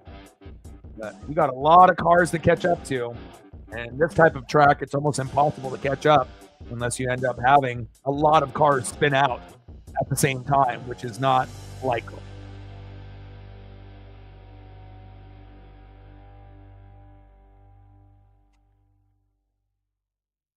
And I like this timeline here because if you're actually going to NASCAR.com and reading, it updates everything, based off lead changes. You can see the race incident there right next to the right, with Larson receiving a penalty for shortcutting in turn 3. Like, I love, stats and analytics. Like, give me everything that I can get, and that's why I think this particular screen through NASCAR.com is the best. They have other graphs that they can show with like the raw feed and whatnot, but I think, you get obviously the, top 10, top 11, and you get, some information as well.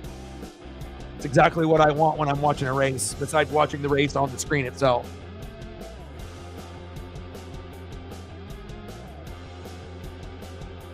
54-42 still here for Rip City. Free throws made by the Cavs, cutting into the Blazers' lead. Still up by 11, though. Let's go, Rip City.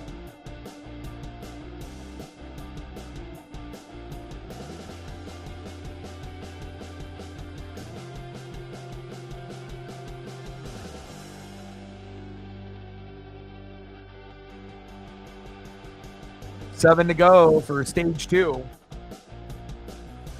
Then gets Berrigan, Bush, Allmendinger, Byron, Suarez in your top 5. Briscoe, Bell, Reddick, Bowman, Busher in your top 10.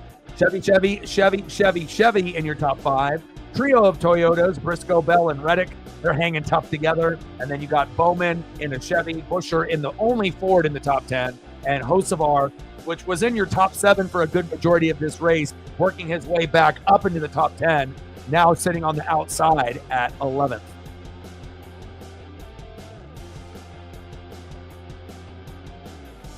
Ross in 13th, Big Bad Brad in 16th, next to Blaney in 15th. Larson with that penalty in 17th. And then let's see, in the back end of the field, Logano in 24th as far as notable names. Bubba winning stage 1 in 26th. And obviously still have Chase Elliott, in the back. Now he's in 33rd, baby. Let's go. It's a miracle. It's a party. Chase is 33rd. Let's go. Napa, no hell. Come on, baby. You know what to do. Let's go.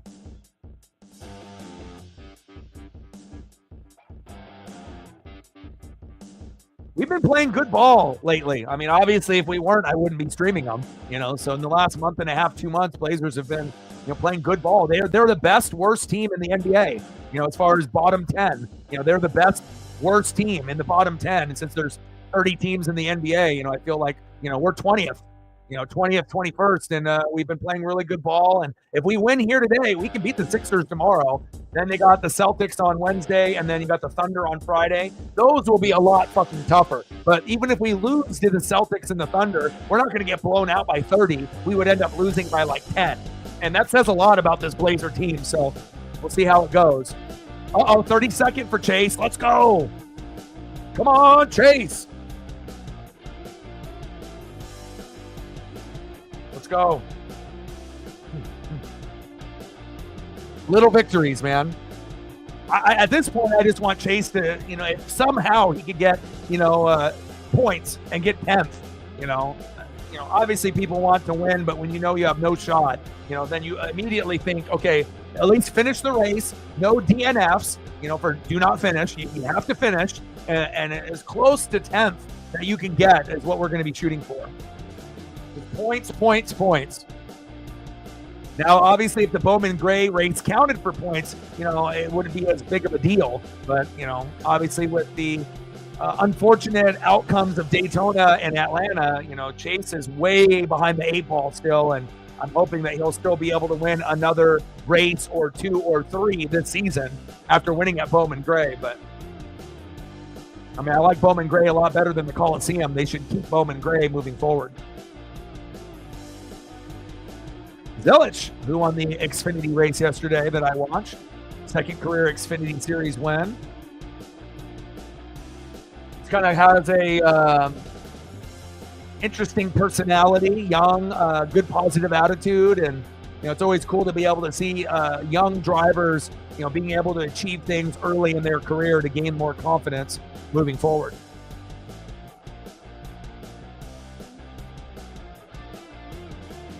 All right, we got 5 laps to go in stage 2. Let's go, 27th. But again, I still feel like something is missing from my weekend by not watching the trucks, but we'll get back into that next week.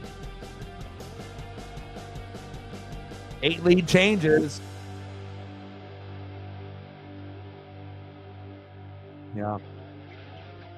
Lots of green flag racing, not a lot of cautions, and that's what you're going to need if you want to work your way up. But Chase in 27th, baby. Let's go.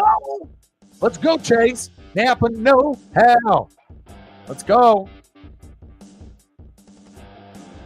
Come on, Chase. Let's go, baby.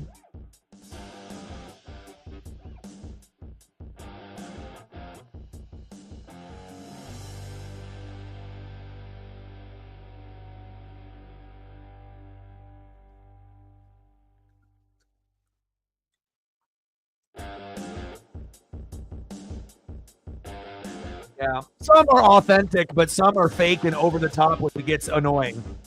Where you get people just trying to get clicks, and trying to be a little over the top. And I don't like when people are fake or not being genuine. And again, you're going to get some genuine reactions, but you always get the people that ruin it, for everyone else, where they're just going way over the top with it. But I guess, if there's a lot of fake people out there in the world, they like fake things. So it works hand in hand for, the fake to love the fake.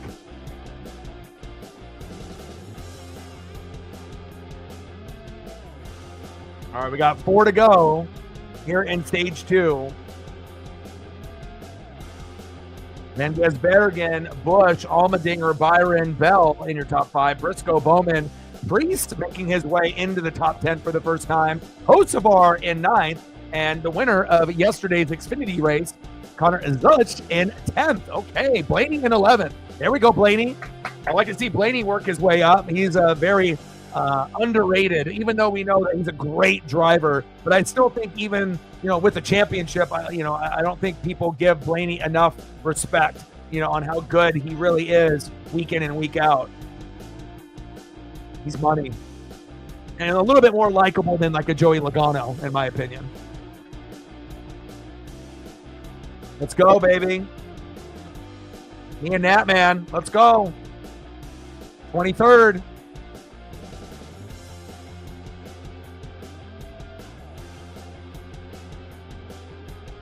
John Hunter Nemechek, I was going to say, we haven't even seen him at all. But again, anytime you end up getting some of these drivers that are 20th to 37th, there's not going to be a whole lot of camera time on them unless they're a notable name or there's some type of story that they want to bring up, while they, pan the camera over to that particular team or car. We got Bowman here into the pits. Looks like got some fuel on some tires there.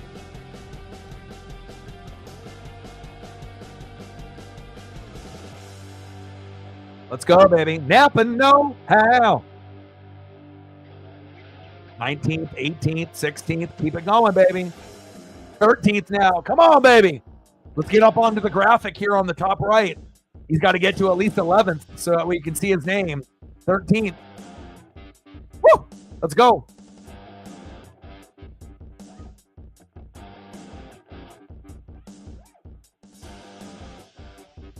Let's go.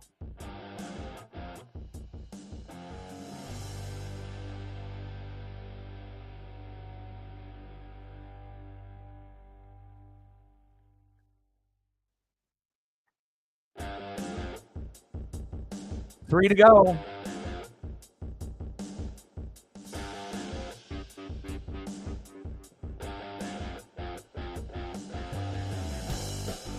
And I feel like it's really going to start cooking now once we're like the halfway point.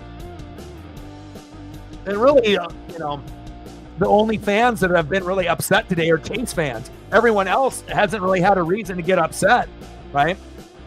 I mean, if you're a Ross Chastain fan, you probably just, push it to the side. We're used to him kind of doing that in years past, but kind of, bad luck for Ross and Chase to be next to each other, to make him go from 3rd to 34th.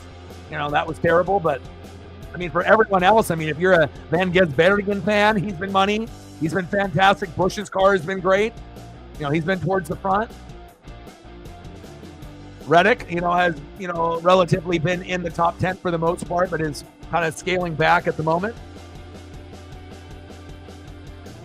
2 to go. But it's very clear Van Gisbergen's car, and based on how he's been driving it, he is definitely the one to beat today. And he was the favored individual on the Vegas line going in, and I can see why.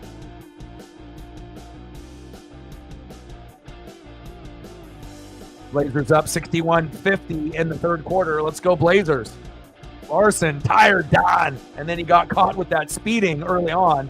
Things not going too well for Hendrick Motorsports here today. But again, they are better at, super speedway type of tracks. I don't think really anyone in Hendrick is going to be a quote unquote expert.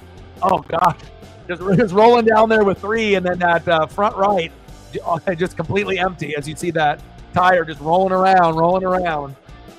Tough break for him. Prix, Blaney, McDowell, Bush, and Gasbergen in the top 5 from New Zealand. Allmendinger, Wallace, Byron, Hamlin, and Bell in your top 10. Suarez in 11th. Prix got to be feeling pretty good being towards the front. Blaney feeling fucking fantastic being up in the front in second place here. 61.50 Blazers up on the Cavs. Matt in the building, what's good? Let's take a quick peek at the Mariners. Hopefully they're not getting their ass kicked. Take a quick peek. Where you at, Mariners? Dodgers up 8-1 on the A's. And the Mariners tied it up 1-1 against the Rockies. Fuck yeah. Let's go M's.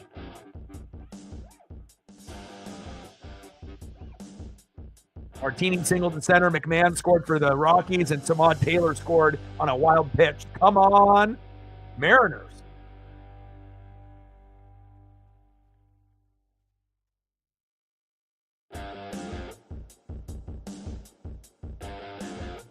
All right, final lap here for stage 2.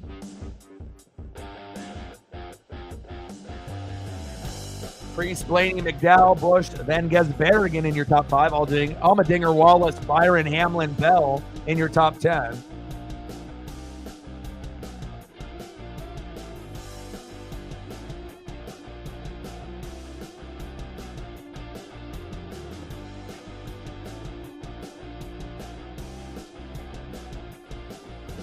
Blaney's loving this. Hasn't been able to see the front of the pack all day until now. But hey, better late than never. Now we just got to get Chase Elliott up there. He's in 16th. I'll take that. That's a hell of a lot better than being in fucking 36th or 34th or, anything in that 30 range for that matter. Final lap here.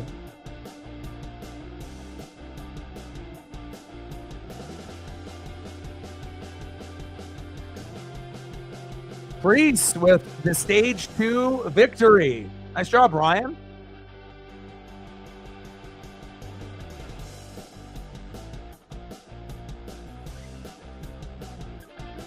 Oh, good, Matt. Hope you have a good rest of your day.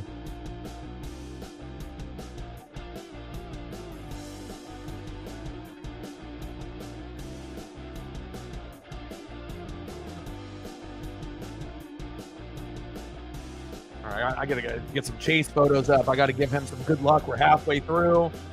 Come on, baby.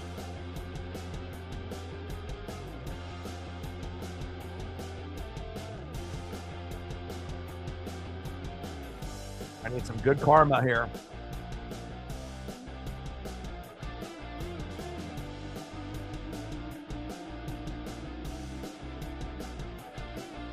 This was what I was hoping for today, but I know we're not going to get that, but hey, a guy can dream.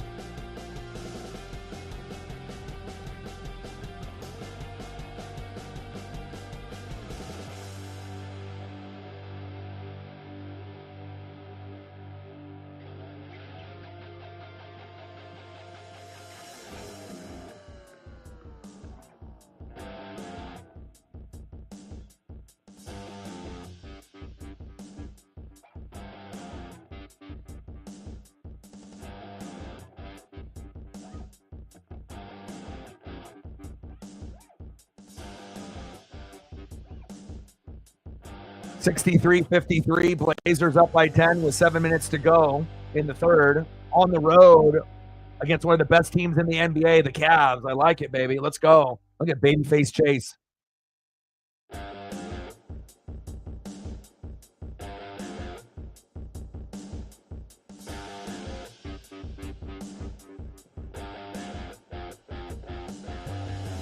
Napa, no. Ow. Swag. Napa Racing all day, every day.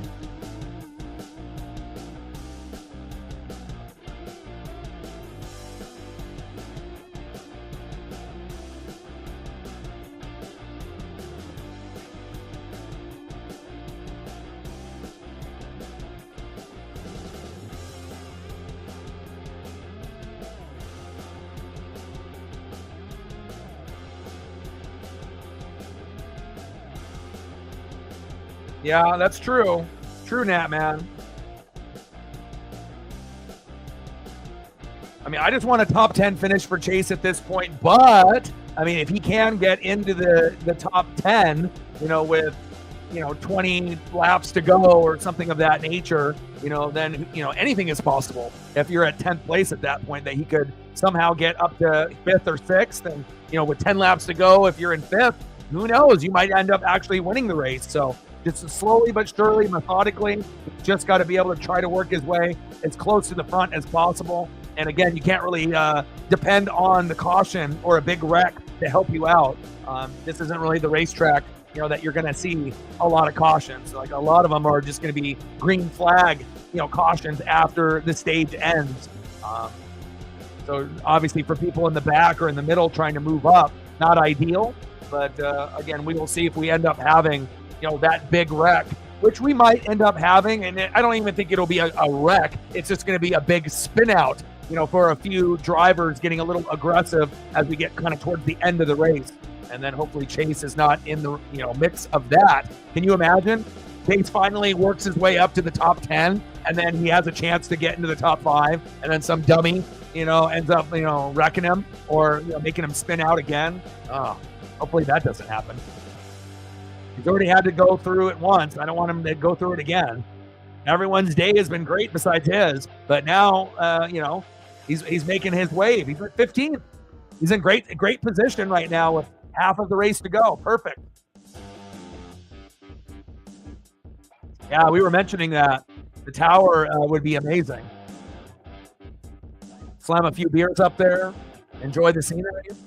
I'm a little scared of heights, if I'm being honest, but I feel like if it was, the bars were high enough and I had no fear of falling off, and whatnot, and I could just sit back and enjoy it or stand up and enjoy it, then, I think that in that particular situation, I wouldn't really necessarily be fearful.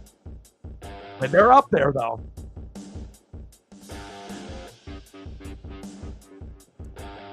STL in the building. What's good? Chase making his way back up into the pack. He was sitting in 30th to 37th for a good chunk of this race, and he's sitting in great position to be on our graphic on the right here sooner than later.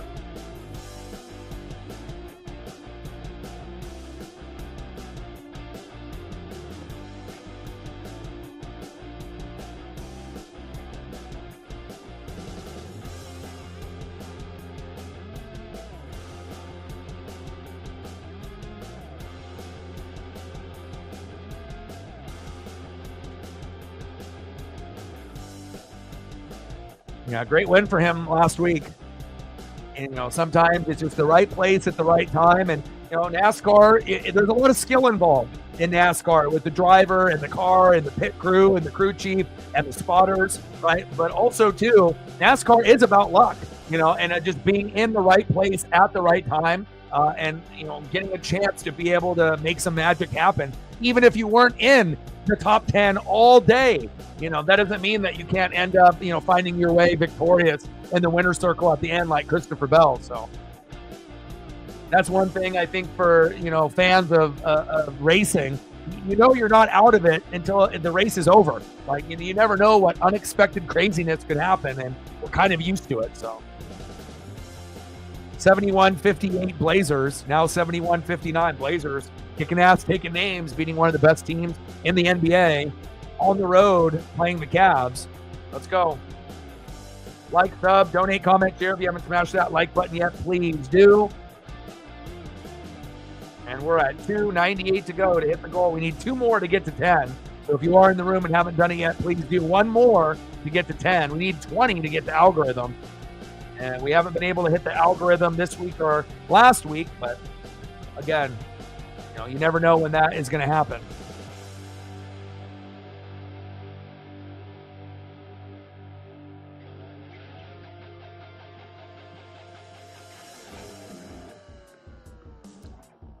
Nat, man, do you watch the trucks and the Xfinity like me, or do you only watch Cup racing? I mean, it takes a special individual to kind of get into the trucks and the Xfinity, let alone the Cup. But again, the more driver-wise, sponsor-wise, team-wise, the more interesting it is. But I definitely prefer the trucks over the Xfinity, just based off the aerodynamics, of the trucks and the way that they look and the way they race each other. It's a lot more exciting than the Xfinity series, in my opinion. unless you end up having enough full-time drivers that are competing in the Xfinity. Usually you have a couple, one or two, that get experience at that Xfinity race to give the information to their teams leading into the Cup race the following day. But Denny Advia at the line, kicking ass, taking names. 19 points for Denny. Let's go, baby.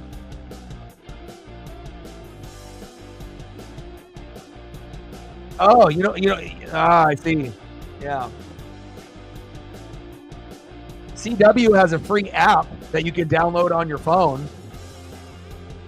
But I have a link, Natman, that gives you all the races that you can watch. And sometimes it'll have other stuff on there besides NASCAR, F1 and Indy and other stuff too and whatnot. So I'm not sure if you have Instagram or Twitter/X, but if you message me on there, I can send you the link if you ever, are wanting to be able to watch things, depending on if you have cable or no cable. But it works great. And then also, Tubi. If you download the app on your phone or have it on your smart TV, they have a NASCAR channel on there that I've talked about as well, and you can watch. Sometimes they'll have replays of the race, but the best part about it is they actually show old races from like the 80s, the 90s, and the 2000s. So I can watch old school 80s Dale Earnhardt. Maybe they'll have something in the 90s with Jimmy and Jeff, Dale and Dale Jr., and then even something from 10, 15, 20 years ago. And they have full races, which are awesome. So sometimes when I'm busy, I'll just have a race on the TV in the studio and then something else on my phone, or vice versa. But Tubi having the NASCAR channel is something they just started this year. Pretty fucking awesome. You got Tubi on your Fire Stick? Okay, you're on top of it then. Brandon in the building. What's good? Yeah, I like the format of CW. I was really kind of skeptical, but again, they have like all the information at the bottom, and the layout is kind of cool. It's different, and again, I know Xfinity isn't going to be for everyone. Even the Cup Series is not for everyone. So it's like depending on kind of your level of fandom and whatnot. But I kind of like the differences of each one. I get the Trucks vibe. Completely different than the Xfinity. Then I get the new network with CW covering that. And then obviously the best is the Cup Series that we're watching now.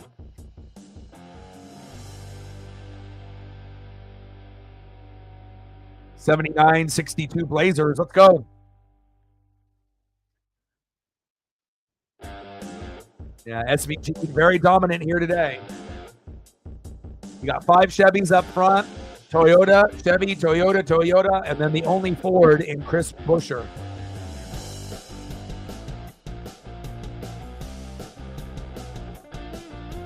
Yeah, and I also feel like, how we have basketball, baseball, football, hockey, you have all of these sports. I feel like the female representation on the microphone is the best in NASCAR. Like when you see, certain female individuals that cover NHL, NBA, NFL, MLB, some are great, but then some are not great. And you could say the same thing for the men as well, right? Everyone's going to have favorite announcers or, favorite individuals, but I feel like on the NASCAR side, the females that they have on there, I think they do better than any other sport based off coverage.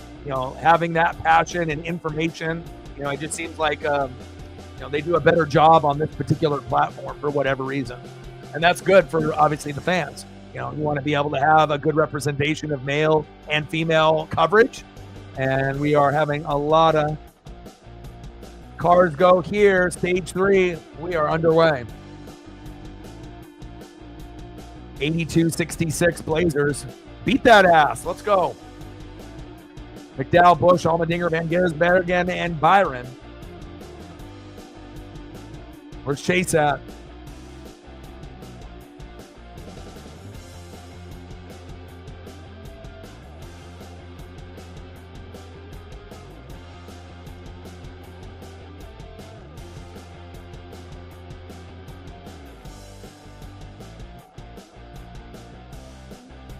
Oh, Busch with the pass.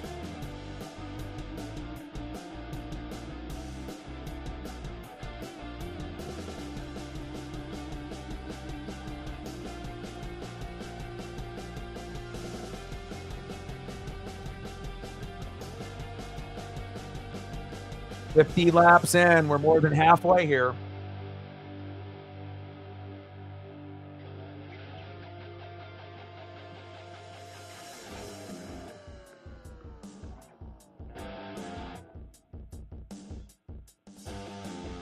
You mean Elliott? Sarah? Elliott now in 29th. Come on, Chase.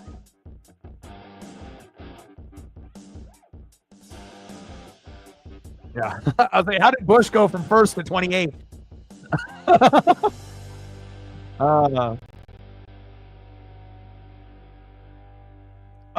Oh! Big fender getting really torn off. Holy cow. Well, there we go. I mean, for a lot of us fans that like to be able to see wrecks as long as it's not our favorite driver that gets into one. And now we have our first big wreck of the afternoon. Oh, Suarez. Holy cow, look at that fender. It's gone. Oh, my gosh, like a skeleton out there. And then the 87 with that Red Bull, they are wrecked.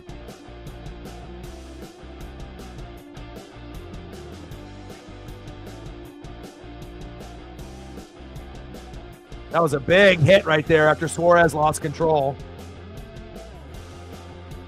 Ow! Oh, man.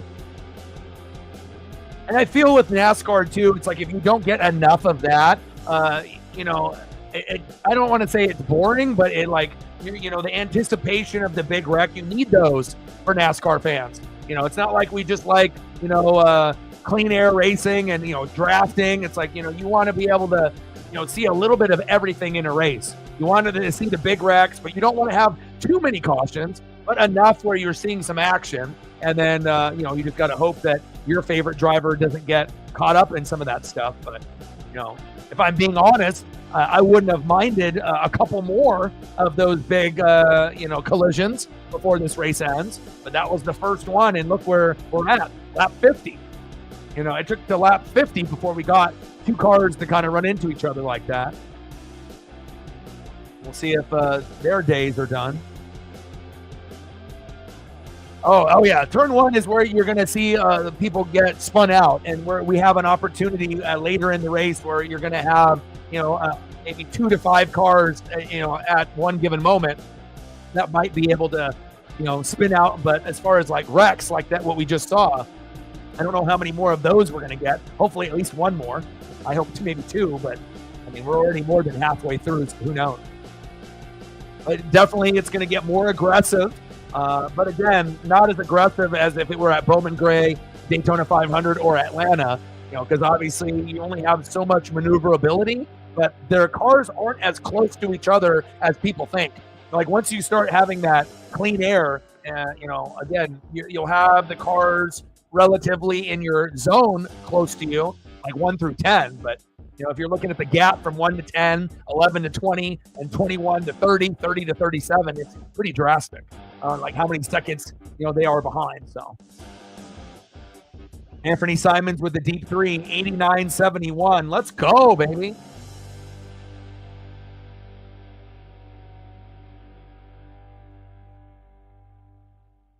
Rip City, baby. Let's go. Was not expecting the Blazers to come out with this kind of aggression on the road, but I'll take it, especially with the tough road schedule coming up. Sixers on Monday, Celtics on Wednesday, Thunder on Friday, and I believe all those are on the road. EchoPark Automotive Grand Prix, Circuit of the Americas, Cota. That's our third caution. First 2 were green flag. That was the first wreck of the afternoon.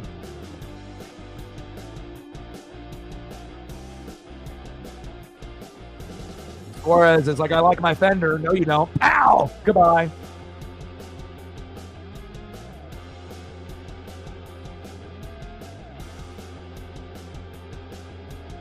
Yeah, we're going to beat you tomorrow, especially if we win this one today. 89.72 Blazers on the road on the Cavs.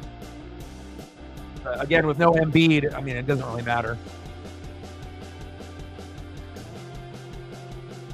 But I think it will be competitive.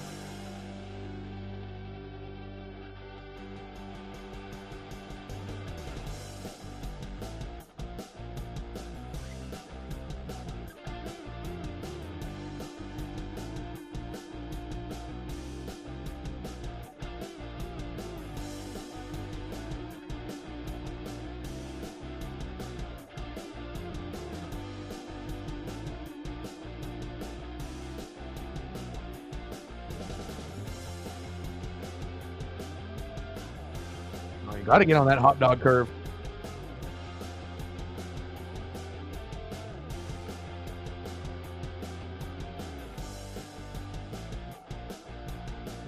Well, I think your dream and my dream of getting, Cooper Flag is dead.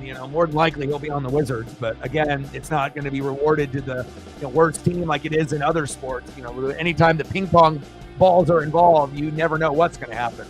Shit, knowing our luck, Cooper Flag will be on the Spurs. Wouldn't really surprise me. Especially with Wemby being out for the rest of the year. And the NBA wonders why they have such a fucking problem. Like you have, so many issues to clean up. And then having injuries to your best players, not ideal either. Who scoot with the crossover. Nice layup. Let's go. Yeah. No guarantee that the Wizards, even if they have the most ping pong balls, but it would make the Wizards a little bit more relevant if they had a player like that. But still, it's not like, getting Cooper Flag is going to take the Wizards to the playoffs. All it's going to do is, get them from being a team that wins 10 games a year to 20, if we're really being honest. So. No, I think that there's going to be a couple franchise players in the draft and then a couple underdogs that might surprise. But again, we won't really know fully until obviously the draft. But in the tourney, we're going to get a chance to be able to spotlight some of the individuals other than Cooper Flag that, obviously have been notable names, but might be able to make a bigger name for themselves in the tourney, especially if they end up winning it all or getting to the Final Four.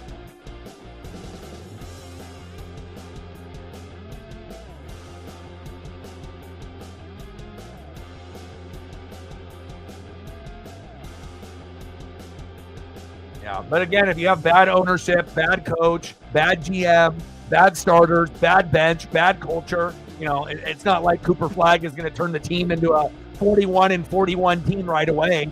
Like, especially as how shitty that team is,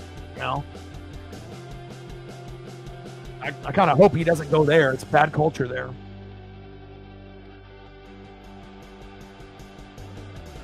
We're 53 laps in, more than halfway here at Cota.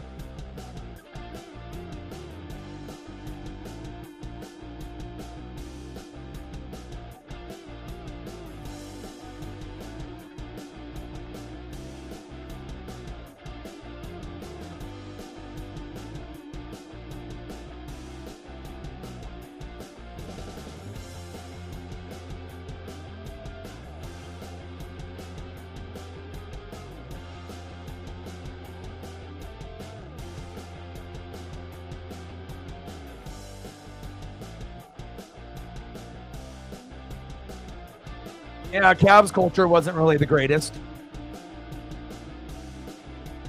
I mean, they had some pretty good culture back when I was a kid, when they had like Mark Price and Gerald Wilkins and Hot Rod Williams, Craig Elo, but they weren't good enough to beat Jordan back then. But again, they were pretty good as far as a team. But it definitely took LeBron coming there to kind of get them to kind of turn the page, so to speak. Larry McReynolds, one of my favorites. I love his Southern twang. He should be, more on the broadcast than he is.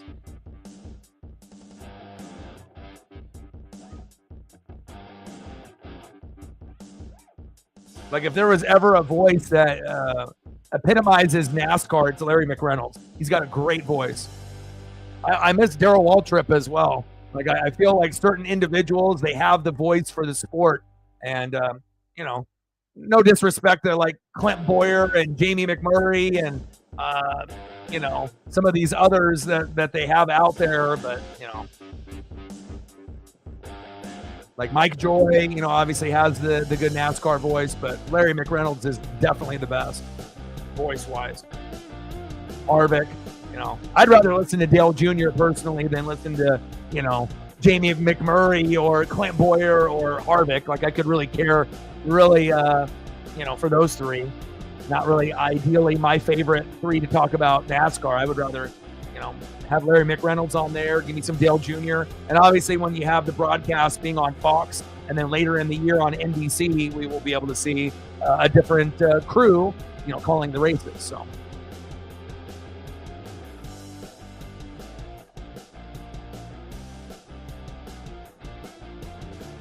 Free throw in and out, no good. Klingen with the rebound. Come on, Blazers. Don't give up that lead. 53 laps in out of 95. Busch, Allmendinger, Van Gerben, McAdell, Bell in your top 5. Byron, Briscoe, Chastain, Reddick, and Hocevar in your top 10. Van Gerben. 89-80 Blazers. Come on, Blazers. Fourth quarter. Don't give up this lead. Yeah, Cavs got all the Uncle Mo now. Holy fuck, and one. We had a nice 15-point lead on them. Now it's shrunk all the way down to 7, almost 6 now. Come on, Blazers. Elliott and 26. Come on, Chase.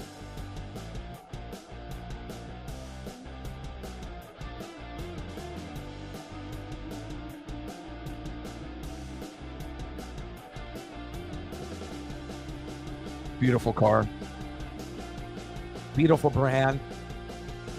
Napa know-how. Nothing better than Napa. Oh, Blazers, don't let that lead go. 89-83 after being up by 15. And a blink of an eye, here comes the Cavs. Obviously, they are one of the best teams in the NBA. And you knew they were going to wake up at some point. Hopefully the Blazers just don't give this away. But Uncle Mo is definitely in Cleveland now.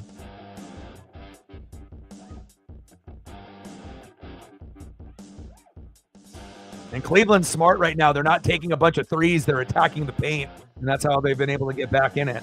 Come on, Denny.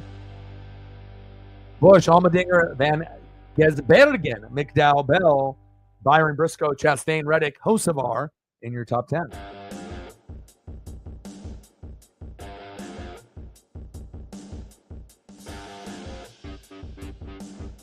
UFL.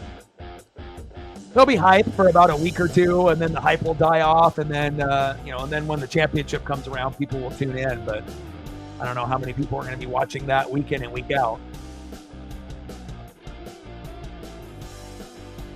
Come on, Chase.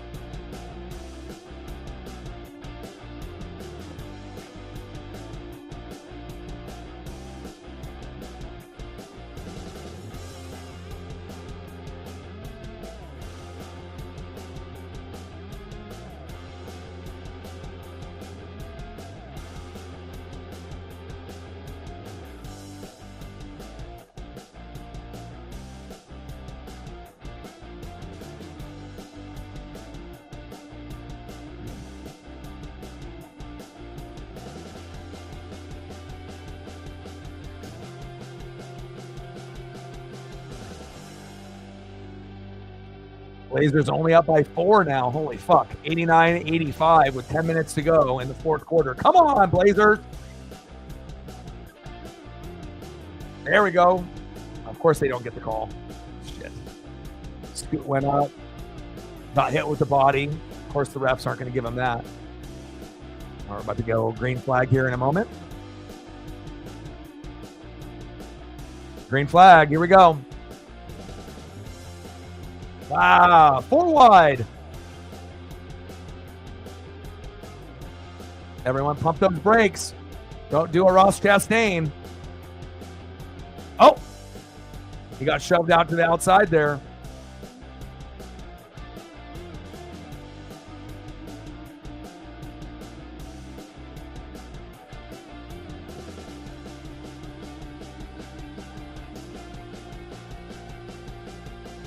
Yeah, I mean, I remember, like I said, with DEI, with Dale Earnhardt Incorporated, when it was Waltrip, Dale Earnhardt Jr., and then Martin Truex Jr. was, in the Xfinity series as that baby face, and I knew he was going to be good and stuff, but now to realize that, his career is pretty much over, it's kind of a weird thing to think about.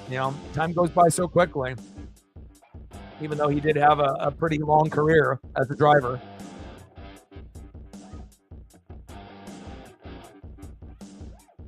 And this is the lowest that we've seen SVG in 6. He's been in the top 3 pretty much all day. But at any given moment, he can work his way back up to the front. Busch definitely loving that, taking advantage, with Christopher Bell making his way up to the front, with Briscoe as well in those Toyotas. Chevy, 2 Toyotas, then 4 Chevys in a row. Make it 1, 2, 3, 4, 5, 6 Chevys after that. Reddick trying to catch up to Bell and Briscoe, Toyota teammates. And then you have Justin Haley, which we haven't seen at all today, on the outside looking in 11th. Where is Chase?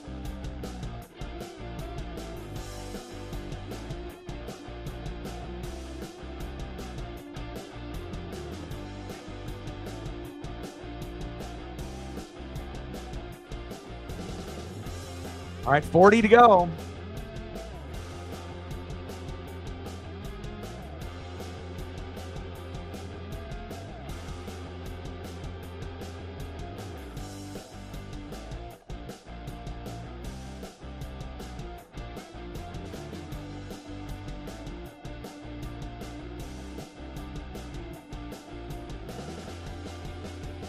Look at Bell's progression, 19th, 14th, 9th, and now in 2nd. Obviously coming off that victory at Atlanta, that was shocking to a lot of us last week, kind of coming out of nowhere. But again, Christopher Bell, definitely, one of the top, 10 drivers that is driving, in the NASCAR Cup Series, usually on a week in, week out basis. May not be the most popular driver, but you never can count him out.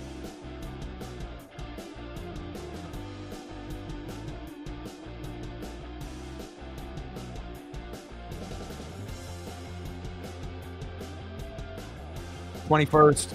Okay, I just saw the graphic flip up there. Here we go, Chase. Come on now. Got to get as close to 10th as possible.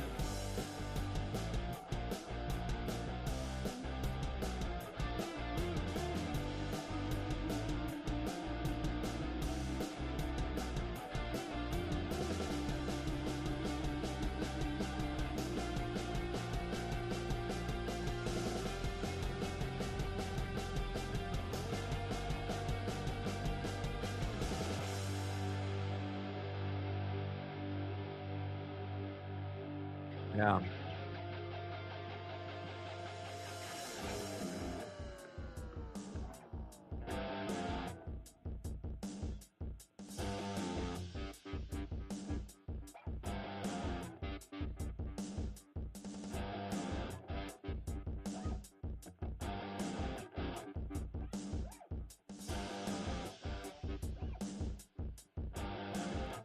Man. I mean, there's been quite a transition, in NASCAR over the years. Wow, what a throwback.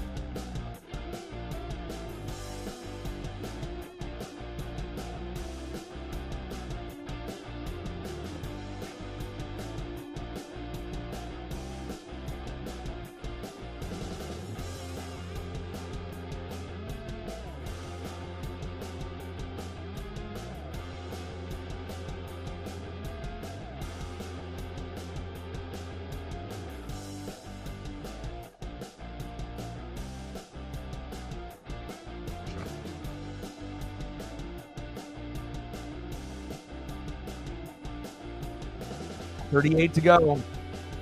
Busch, Bell, Byron, Briscoe, Allmendinger, Van Gisbergen, Chastain, Reddick, Hocevar, and Haley in your top 10. I mean, it's much easier to say SVG, but,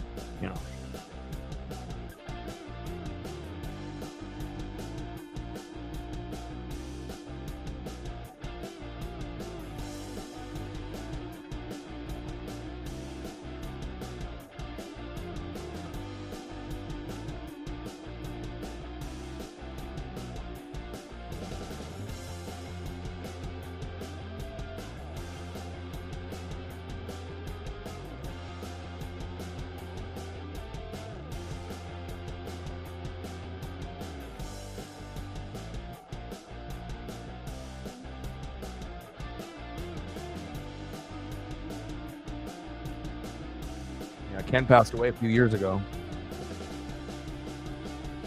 The OG.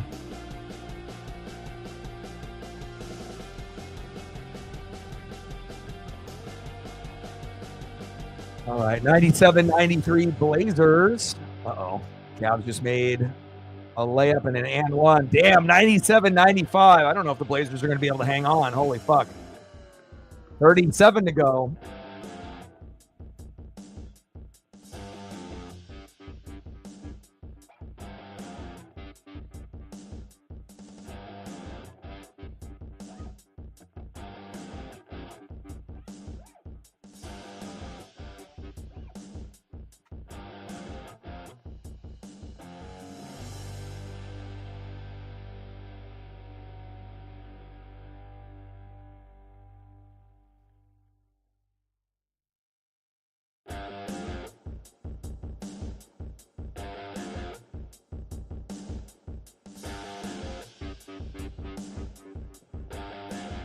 Let's go, baby. 19th.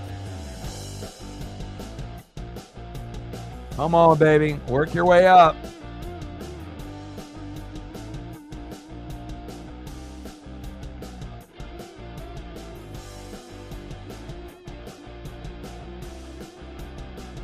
Napa, no how. Let's go.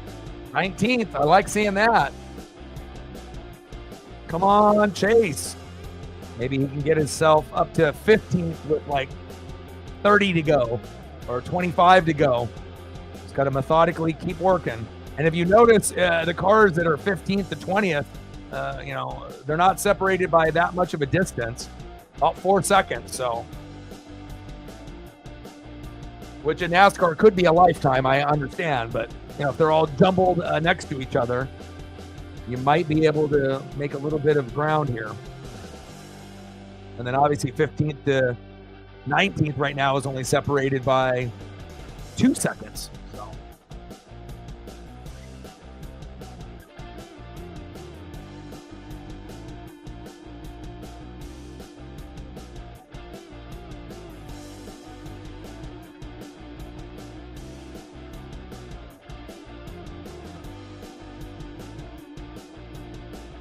Reddick started first, stage 1 with 6th, stage 2 14th, currently in 8th, and I would not be shocked if Reddick has a top 3 finish, even though he's in 8th right now. We'll see how his rest of his day kind of ends up here.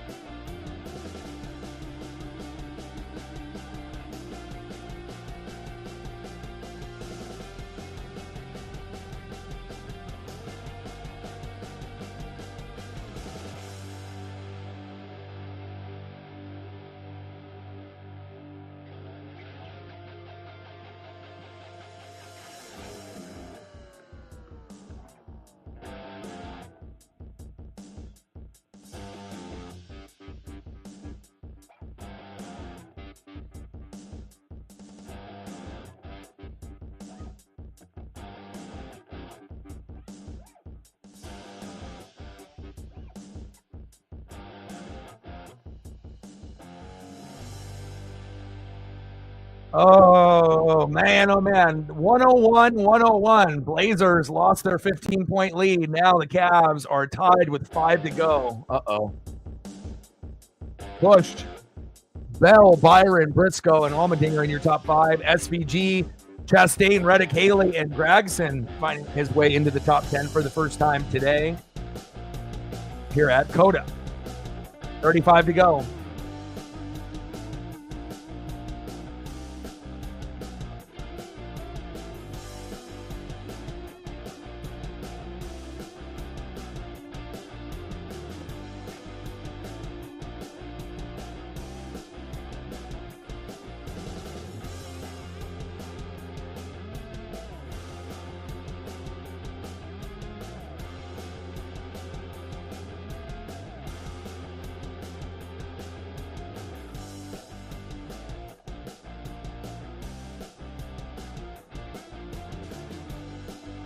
Come on, Chase.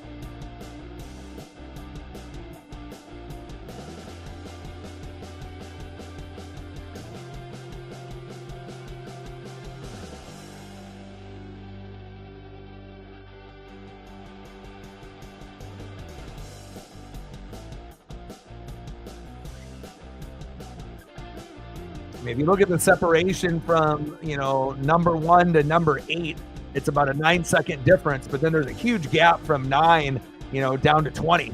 You're going from 12 seconds behind to 19.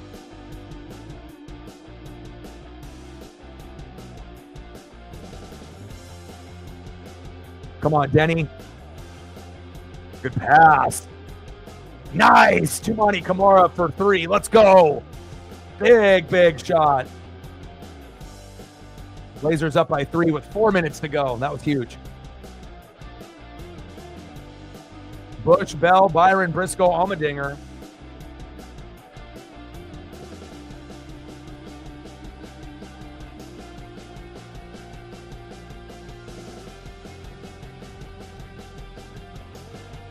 Bush, Bell, Byron, Briscoe, Allmendinger in your top 5. SVG, Reddick, Chastain, Haley, and Gregson. And we're waiting for Nampa know-how Chase Elliott to make his way up towards the field.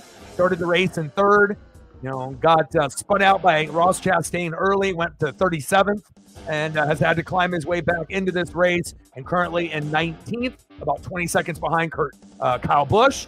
And hopefully we can get him into the top 10 before this race ends. We need as many points as possible. 109, 108 Blazers with 3 minutes to go. Come on, Rip City. All right, they're going to a commercial break.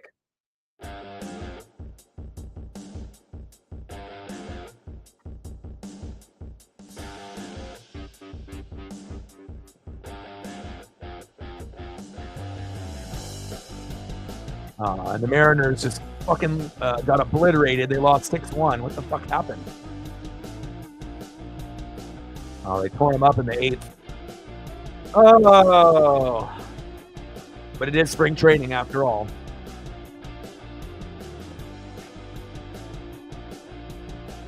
All right, 33 to go. And we really only had one, caution due to a wreck. The other 2 were just green flagged after, the stage completed in stage 1 and stage 2.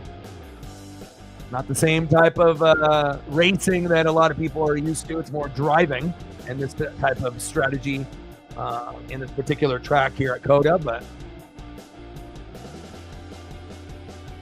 things will get back to kind of the norm, going into next week. We have Phoenix, Las Vegas, Miami, and Martinsville, Darlington, Bristol, and Talladega. Let's go. Love me some Talladega.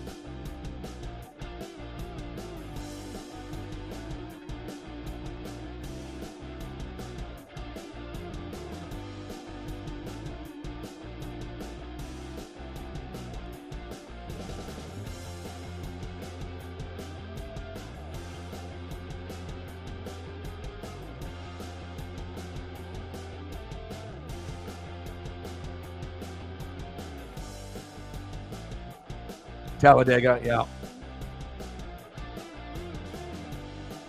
I mean, a lot of people, will talk about the Daytona 500, but I feel like if, you're a fan and you've watched races, the Daytona 500 is, ultimately kind of like the Super Bowl of NASCAR. But sometimes, Talladega racing, ends up being better than what you get at the Daytona 500. I mean, Daytona 500 is always going to have the hype and whatnot, but it's like if the Daytona 500 is the Super Bowl of NASCAR, then Talladega has got to be like the NFC AFC championship game. It's not that far behind, and sometimes it actually ends up being better if we're really being honest. So can't wait for that.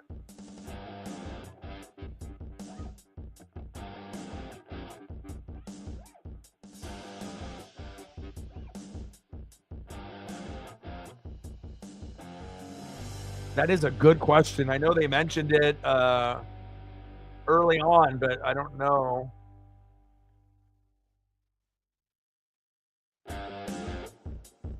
$2.4 miles. Your boy looked it up. 95 laps, 2.4 miles after they cut down the track. It was longer, but they made adjustments to it this year.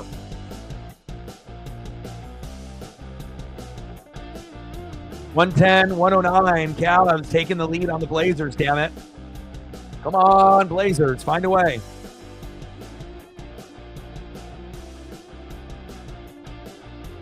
Blazers down by 1 with 3 minutes to go. Come on, Simons.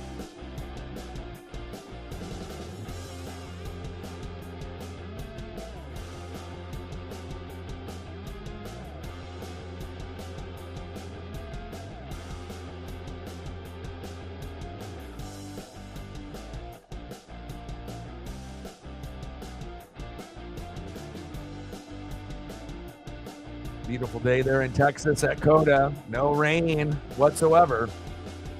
It's been a pretty smooth race overall.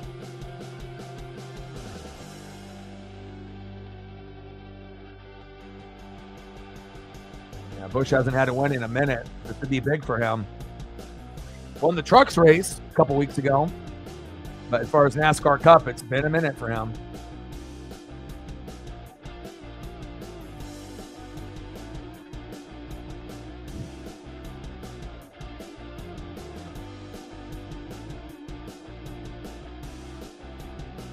.31 to go, and they're gonna, there's one more stop for sure, so everything is strategy now here in the last 31. I hope that's the right move.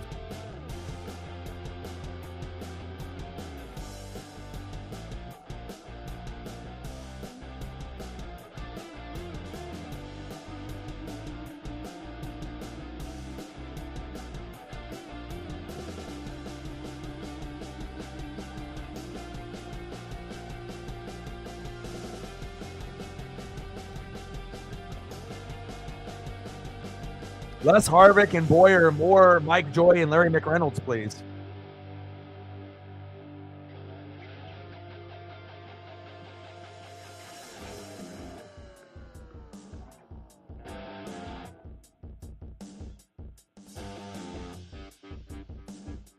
I feel like Boyer is too much of a goofball. McMurray is too quiet. Harvick, has his own type of personality and whatnot, but, it's just like when you get, NBA players that do podcasts. Like, just because you play in the NBA doesn't mean that you're going to have a good podcast and that you can talk on the mic. Talking on the mic, it definitely takes a special breed of person.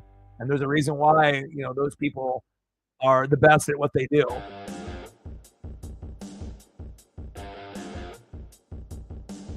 Shit, give me Mike Joy, give me Darrell Waltrip and Larry McReynolds. The OG days.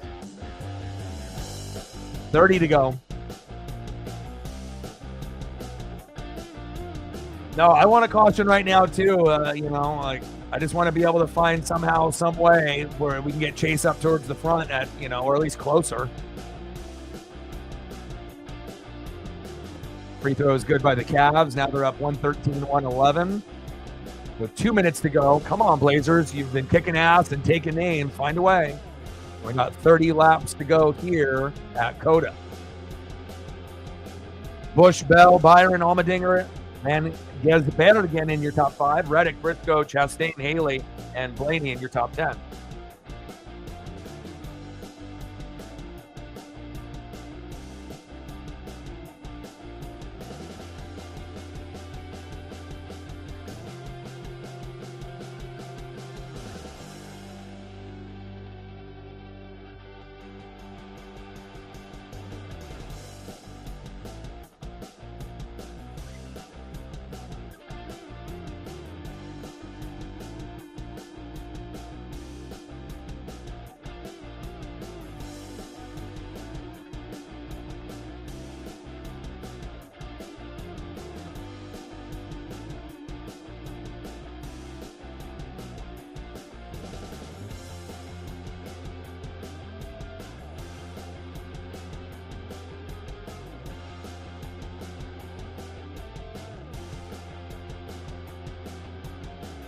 Always an uncomfortable situation when you get someone that's in your face yelling at you.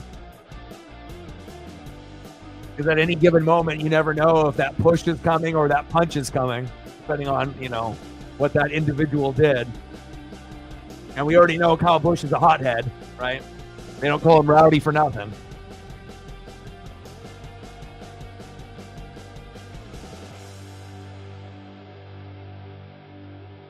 But maybe this is the day for Kyle Busch. I mean, again, SVG, it was his race to lose. He hasn't really been able to get back into the top 3. You know, he's still sitting around the top 5, top 7, but 113, we're knotted up here, Blazers and Cavs. 1 minute to go. Come on, Blazers.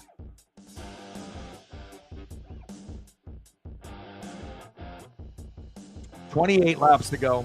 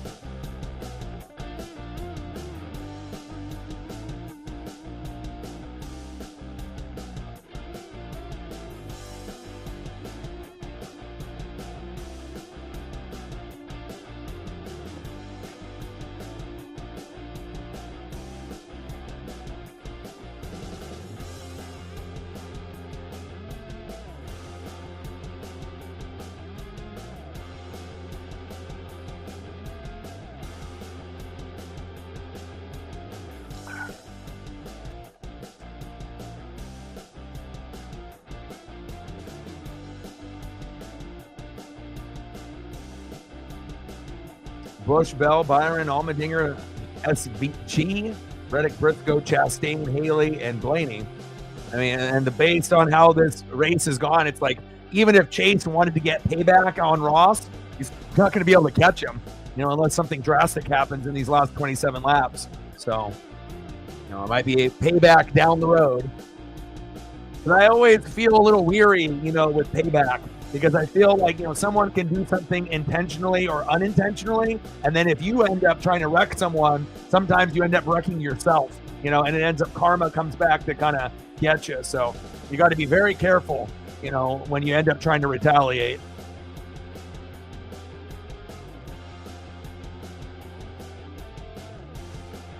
But especially for Chase, you know, qualifying third, this was probably his best chance to win this race.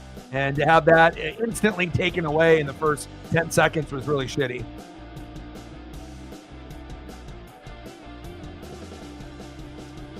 But Busch has led the most laps and is the most dominant besides SVG today.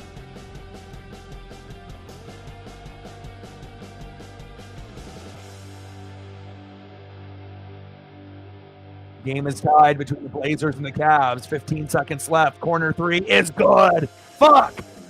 Oh, my God. Jesus. 15 seconds left. Now the Blazers are down by 3. Holy fuck.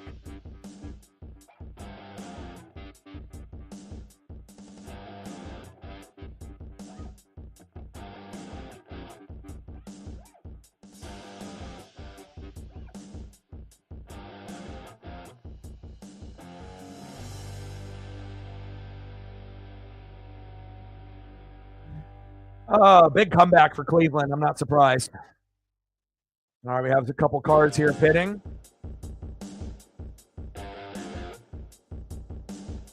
Still isn't the same without Busch in the M&Ms. But a very clean stop there for Busch. Pit crew did a great job there for Busch. Also kind of weird not being able to see his brother racing anymore. You know, obviously with the concussions and everything that he had. I mean, to be able to see Kurt and Kyle for all those years, kind of weird not having Kurt in the mix anymore.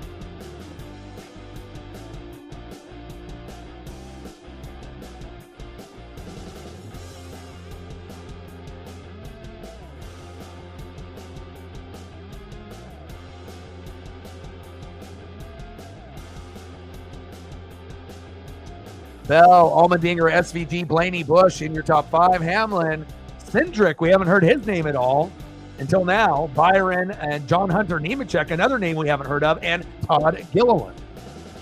But again, some guys ended up pitting, so you're going to have some of these guys move up and down accordingly.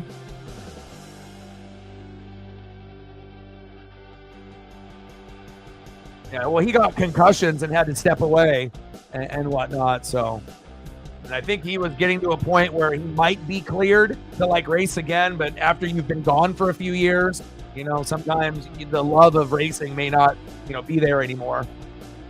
Plus you have to have the money and the team and the sponsorship and all that. So not sure if we're going to see Kurt Busch racing full-time ever again. I mean, you may see him race at some point, but I don't even know about that. I could have swore I read something that, you know, after all the concussions that he was kind of cleared, but, you know, after so much time passes, you know, maybe the time has already passed.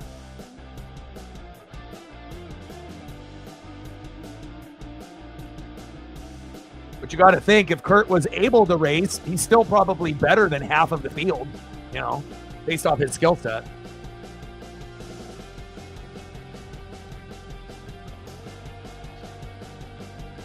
Christopher Bell now in the lead. SVG making his way back up to second. Allmendinger, Blaney, Busch round out your top 5. Hamlin, Byron, Cindric, Gilliland, Bowman in your top 10. John Hunter Nemechek on the outside looking in at 11.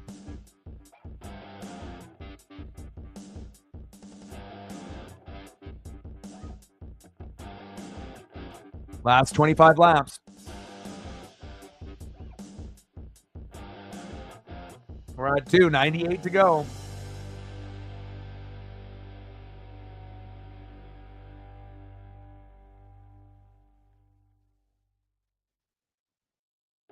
SVG back up front.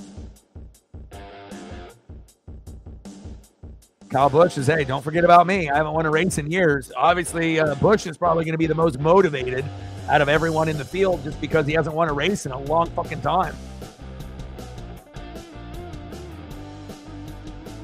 But we'll see who ends up having the best car and the best strategy here late.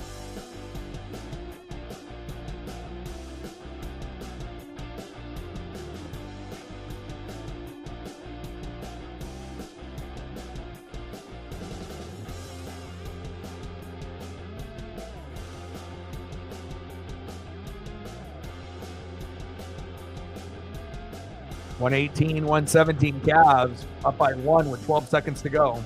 Come on, Blazers. Oh, we have an Eric Jones sighting in the top 11. Haven't seen his name at all.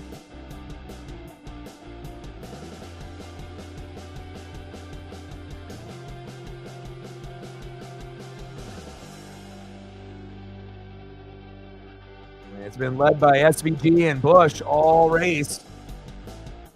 Can anyone take it from either one of those guys? We'll find out. 24 to go.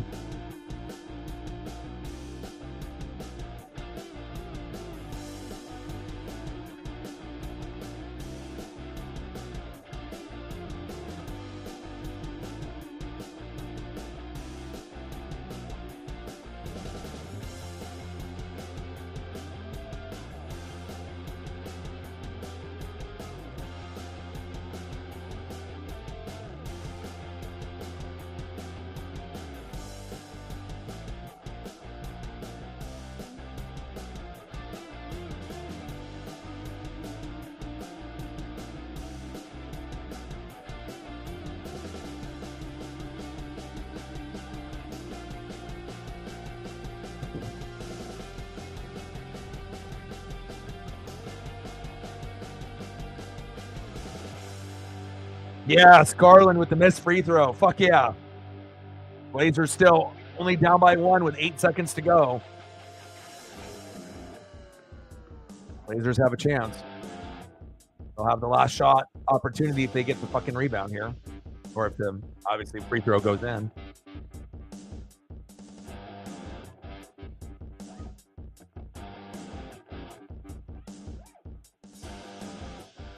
Tell him, Larry.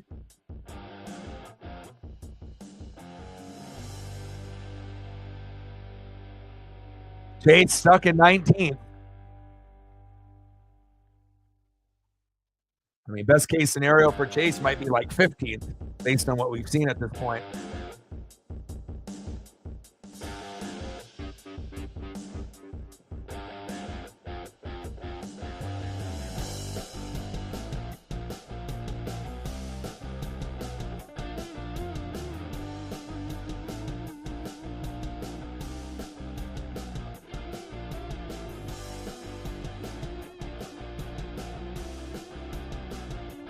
flop by the Cavs there, and Anthony Simons, I believe, is going to the line. Blazers down by 2.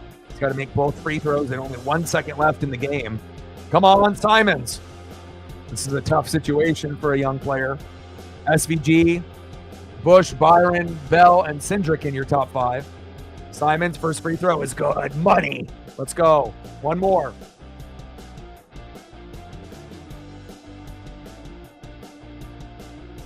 SVG, Bush, Byron, Bell, Cindric in your top 5. Allmendinger, Gilliland, Reddick, Briscoe, and Chastain in your top 10. Bowman on the outside of the top 10 in 11th. Second free throw for Simons. Game on the line is good. Let's go. Tied up 119. 1 second left for the Cavs. No miracles here. No miracles. Half-court shot. And hits the top of the backboard. We're going to overtime. Let's go, Blazers.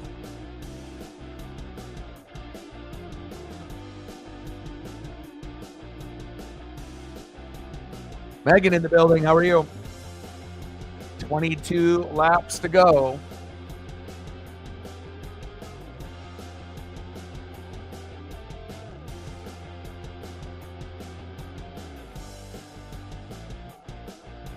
Nice win for the Kraken yesterday. And we'll be doing a couple Blazer streams and a couple Kraken streams going into next week. And hopefully we can get some victories for the Blazers and Kraken when we do those.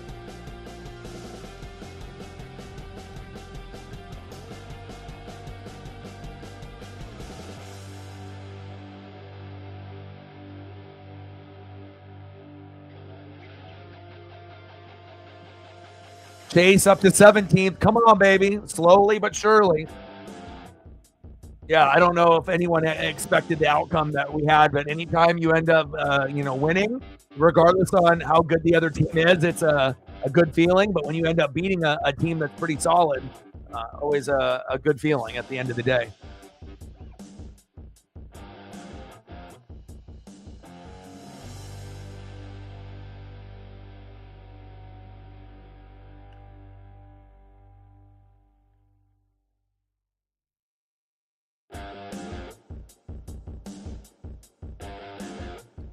$21 to go.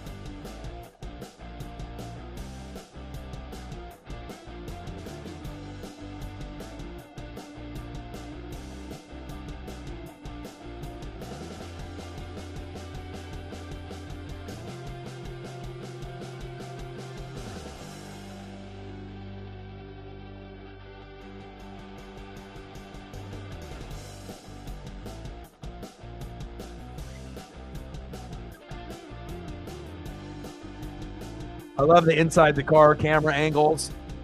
And whatever happened to crank it up, back in the 90s and the 2000s, and even from a few years back. Again, this isn't necessarily the best track for crank it up, where you can hear the cars go like on a super speedway like at Daytona. But, man, anyone that, loves racing, it's all about different camera angles, statistics, analytics, graphics on the screen. You want a little bit of everything.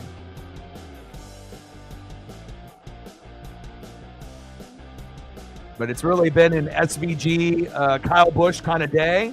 And we'll see if SVG can make his way back up into the top 3. Byron, Bell, Allmendinger, Reddick, Briscoe, and SVG trying to, give Kyle a little bit of a run for his money. 20 laps to go. But again, the person that's going to be the most motivated on the track today is Busch, since he hasn't won a race in a long fucking time. So again, he won a trucks race a few weeks ago. And that's a good start, to get back off the schneid. But, winning a NASCAR Cup Series race would be big. And if he ends up winning here today, it probably won't be the only race that he wins this year. There's a good chance that Busch could win 2 or 3 races this year. I don't think that's that crazy to say.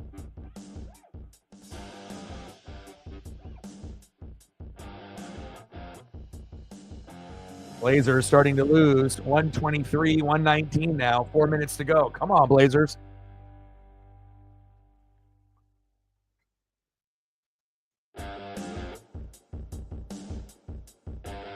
$19 to go.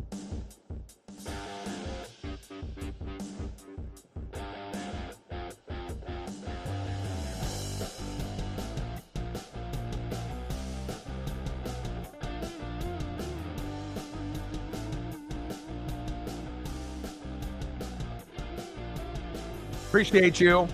And the Blazers play the Sixers tomorrow at 4. We're either going to do that or Monday Night Raw at 5. But obviously, we had a pretty big, chamber, PLE yesterday. So maybe we'll end up doing that. Appreciate you. 2 weeks to go until F1. She says, let's go Mercedes. $20 holla. Thank you so much. Do you want to go with Toto for your photos, or do you have someone else in mind? Stacks on stacks, racks on racks, a little cactus jack, bang, bang. Appreciate you very much. We're at 22 now, 78 to go. Let me know what you want to do for photos, and I'll be able to sprinkle those in from now until the end of this race. Then I got to go take Paisley on a long afternoon walk, eat some lunch, and then I'll follow up with some reading and some more film. 126, 121 Cavs up by 5 with 3 minutes to go. Busch, Byron, Bell, Allmendinger, Reddick in your top 5 with 19 to go. Surprise you. Okay.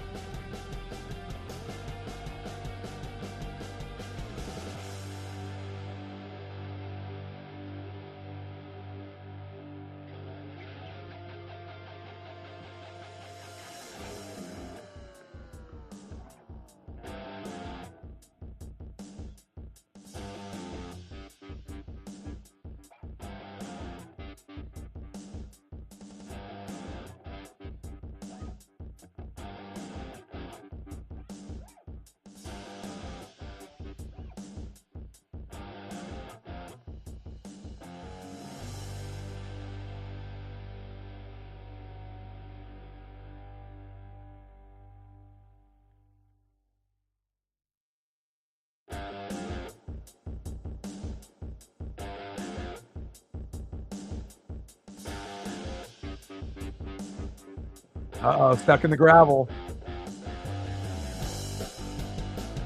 Oh, he's big time stuck. Dylan he can't get out.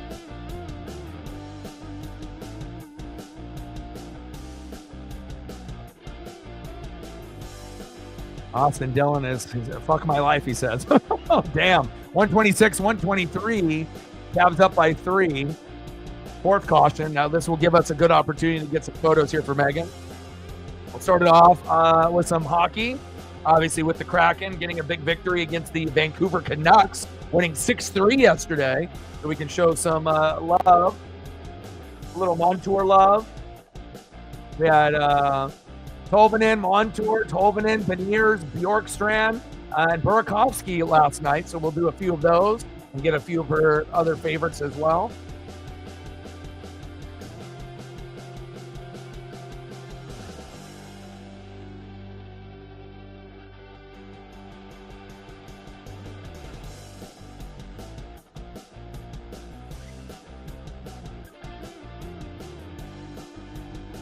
And the 11 went right into Dylan there as he goes into the gravel.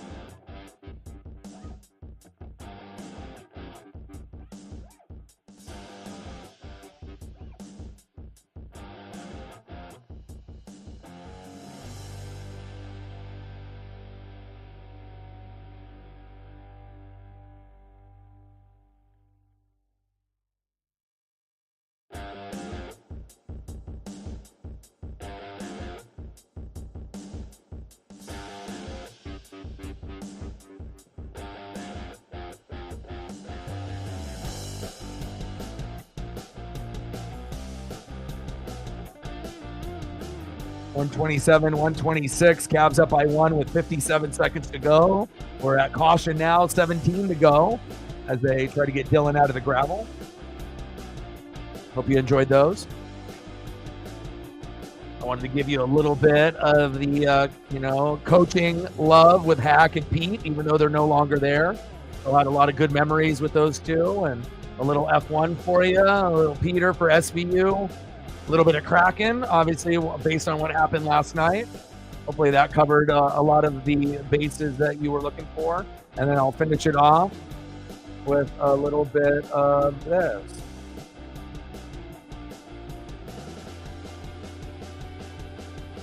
We'll finish it off with a little bit of this. Appreciate you. We're at 22:78 to go.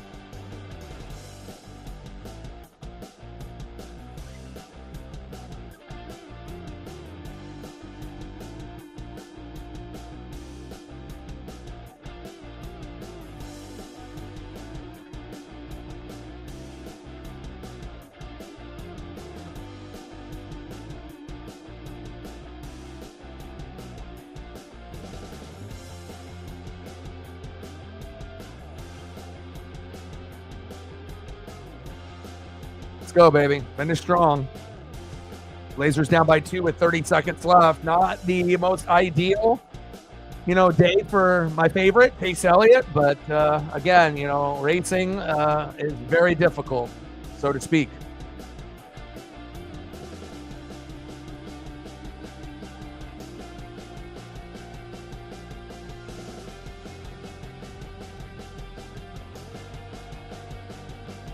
Oh, I got you.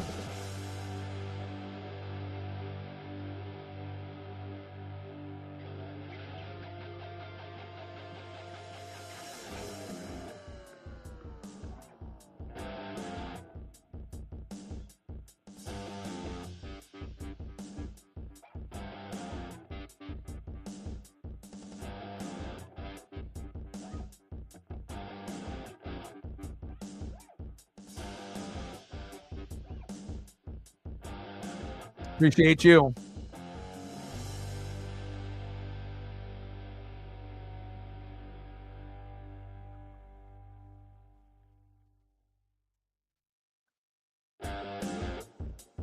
Heck yeah. No problem. Thank you. I got you. All right, 16 laps to go. Blazer game is coming down here to the end. We're down by 2. Nice offensive rebound.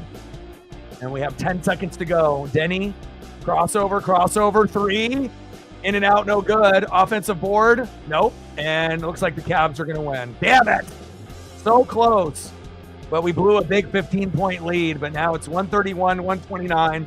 4 seconds to go. And they're going to go to the line. We just lost that game barely. Tough loss. Got to play better defense. But again, the Cavs are one of the best teams in the NBA. Not very many people can beat them, let alone in their building. So, but again, the Blazers, are not a good team. We're the best, worst team in the NBA. If there's 30 teams in the NBA, Blazers are probably like 20th, 21st. So, Cavs are like number 2.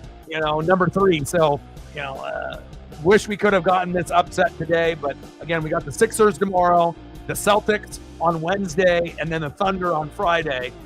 We could potentially lose all those games, but hopefully we don't.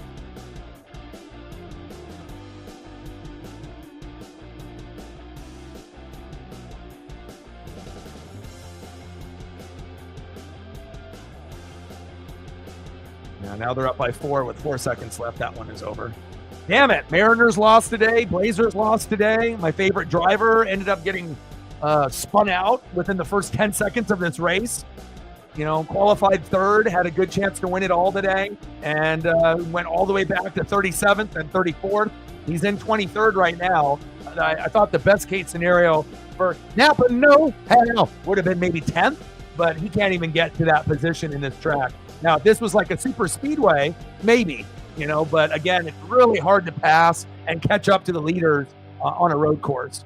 And we'll see if Kyle Busch can end up winning his first race in quite some time.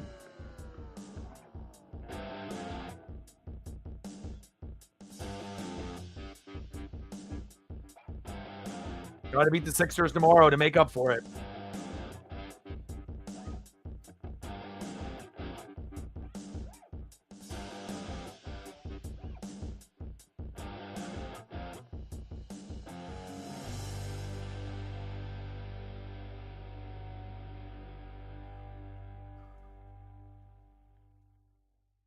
$59 race. That's a lot of races.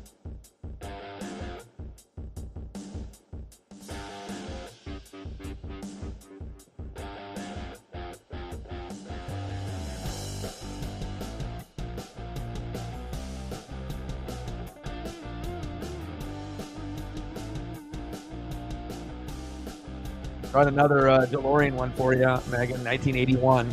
Woo! Clean.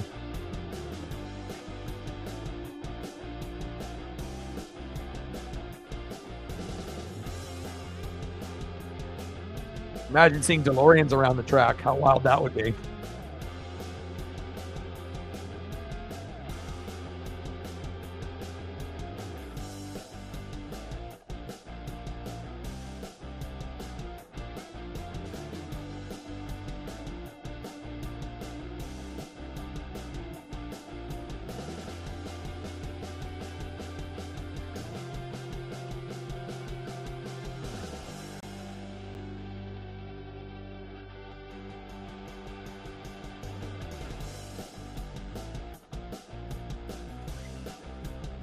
Oh, I bet.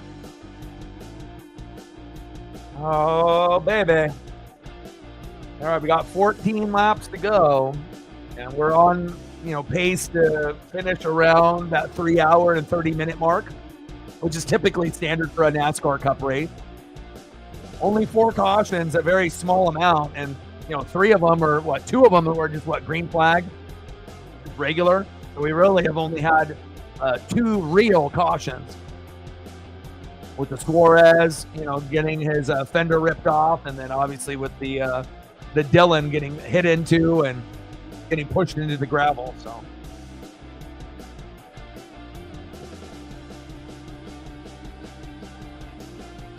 but the days that the Blazers are off, the Kraken play, so we are going to do either Blazers or Monday Night Raw tomorrow. Then on Tuesday, we're going to do the Wild and the Kraken at 7 o'clock Pacific.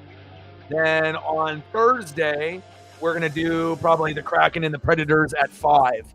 So we'll have 2 Kraken streams this upcoming week, 2 Blazer streams, possibly 3 unless we do Monday Night Raw. And then we'll obviously, as we get towards the weekend, we'll have some more racing, obviously, that we can do as well for the NASCAR Cup Series.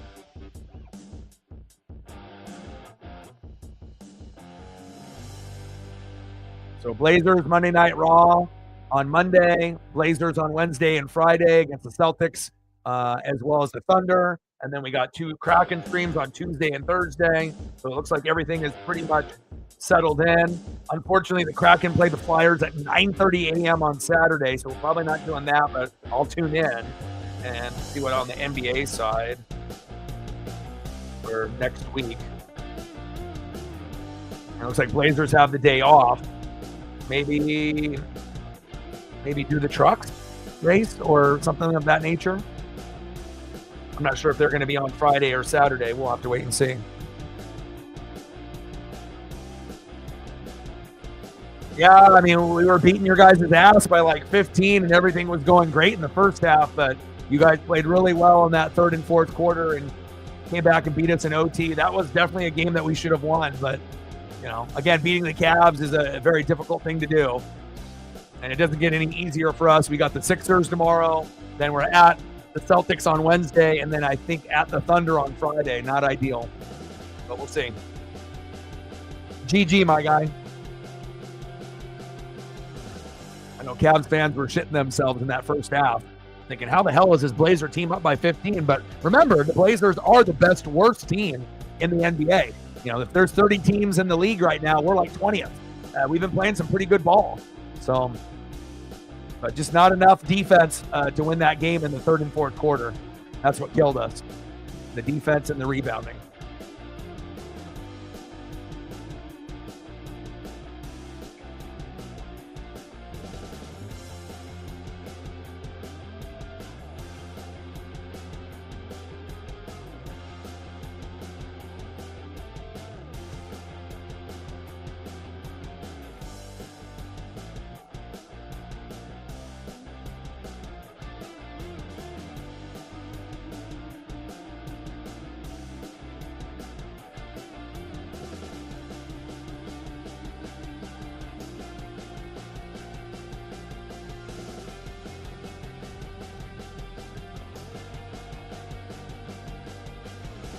All right, here we go. 14 to go.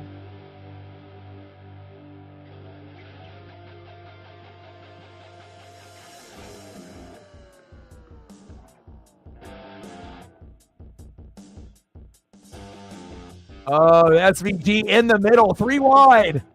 Oh, wow, trying to split the gap. SVG is crazy. Oh my, but again, when you've been the best car, besides Busch all day, you're going to have to be able to make a move at some point. There's only 13 to go. You just can't wait to see what happens. Sometimes you got to make a move. Byron, Busch, Bell, Allmendinger, Reddick, SVG, Chastain, Haley, Gragson, Blaney. Uh-oh. Gibbs. What are you doing, Ty? Oh, but they get going. He kind of bumped him from behind.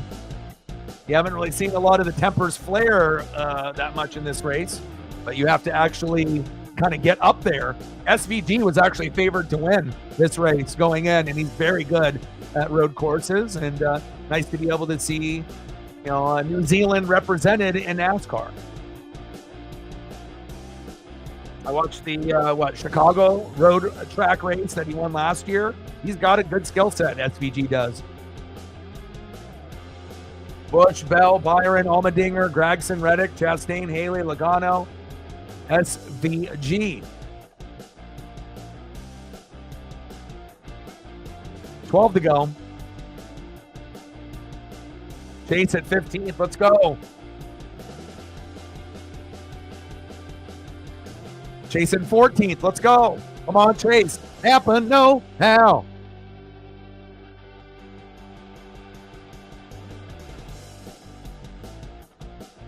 Is there any drivers from Australia that are racing, in Indy or F1 that are like well known?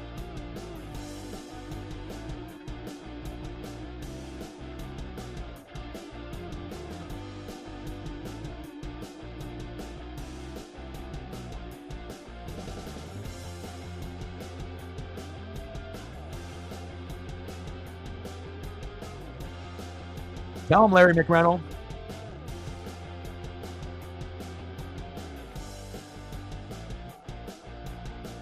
Liam Lawson.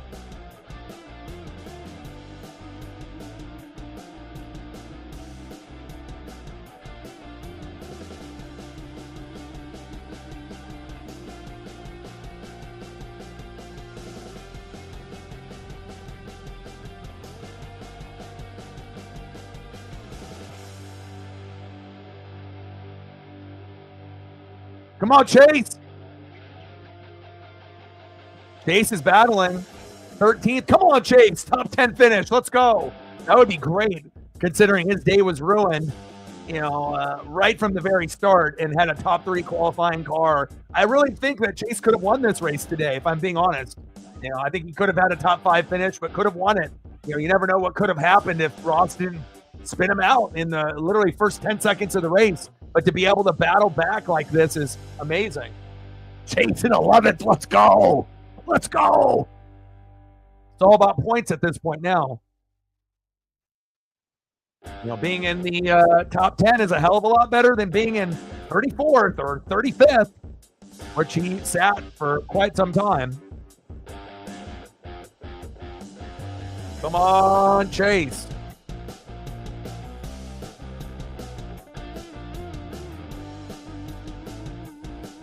Cole with the assist.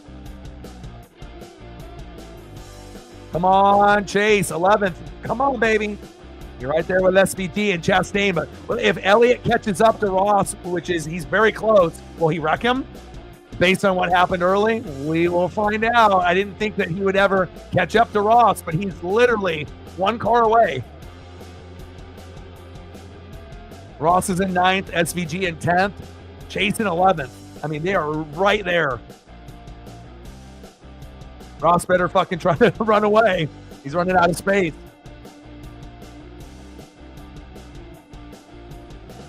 $10 to go. I'm not sure if it would really be great karma for Chase to wreck him here, because you might end up wrecking yourself if you try to wreck him, but Chase is pretty mature, but again, he definitely feels cheated today, so we will see. If he doesn't wreck him today, if he can catch up to him, there will be some retaliation or payback sometime this season. You got to put money on that. Uh-oh, who's that? Oh, Larson.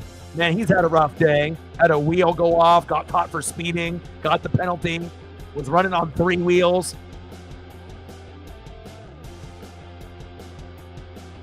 There's Bush's wifey looking concerned.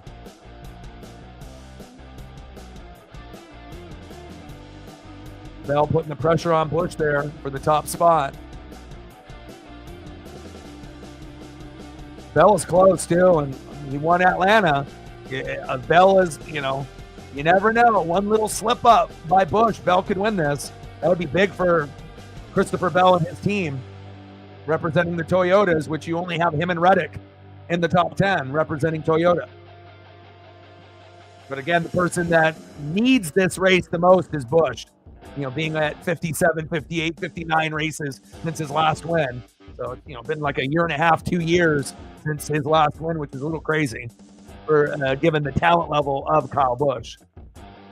But again, the M&M's, vibe was completely different than where we're at now. When you end up changing teams, changing sponsors, changing numbers, sometimes it takes some time to find yourself again. 9 to go. Christopher Bell right on Bush's ass.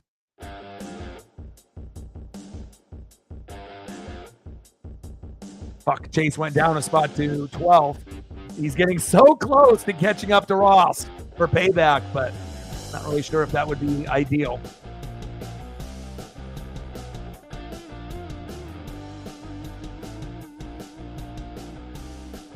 That was close right there.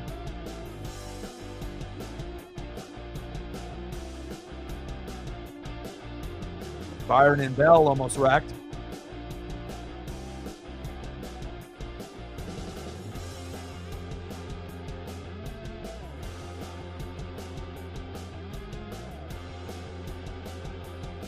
Reddick joining the priority for the Toyotas, baby. 2 Chevys and 2 Toyotas in the top 4. The teammates can, in the Toyota brand, can help each other here. Toyota teammates.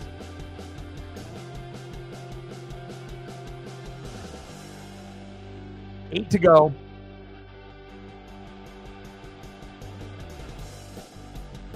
But SVG and Bush have led the most laps, and Bush has been in full control here. But any slight hiccup or mistake, Bell and Byron and Reddick are ready to pounce.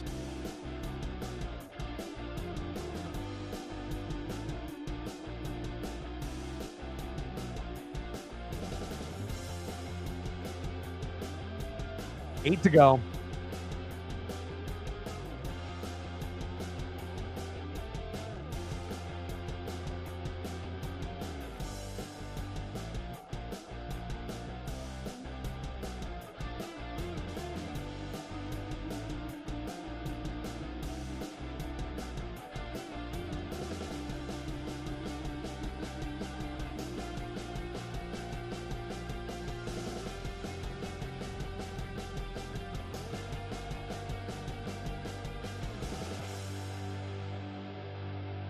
Chase in 12th. Come on, Chase. You're only 2 spots away from the top 10. Come on, baby.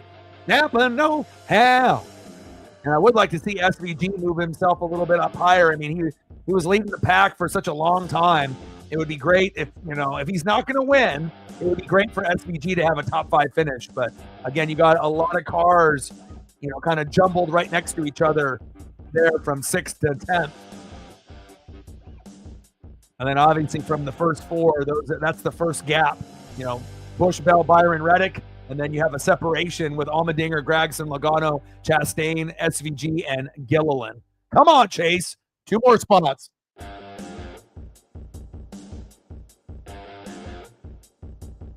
Chase in 11th.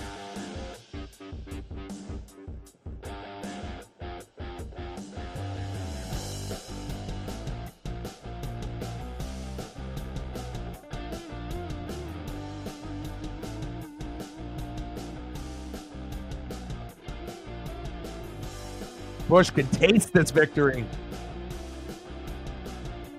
Bell already won last week. We've already seen Byron win. And again, no surprise that you have these guys at the front. And Bell is so close.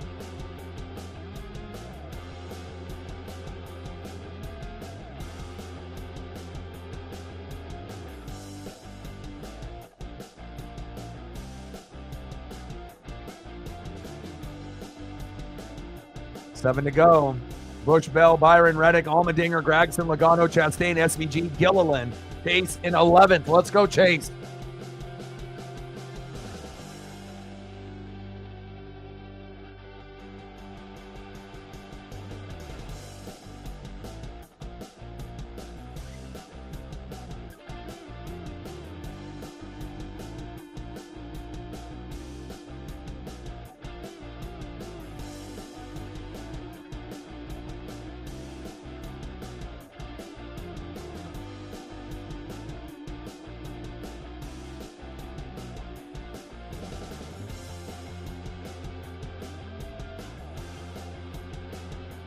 Six to go. Oh, baby.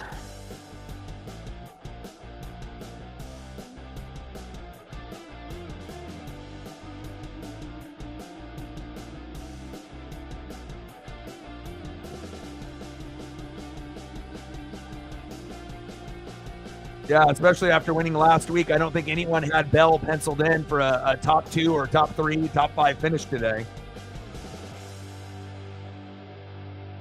Some individuals are good at super speedways, not so good at the road courses, but, we've seen Bell and Byron already be victorious in 2025, and they're all in the top 3 right now. Uh-oh. Contact. Uh-oh. Bell and Busch gets a little bit of separation there, and Byron catches up to Bell.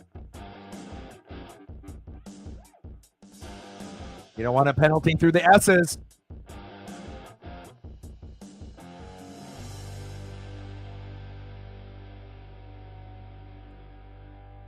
It's a 3-car race now. And Reddick is not too far behind. There he is. In view. It's a 4-car race.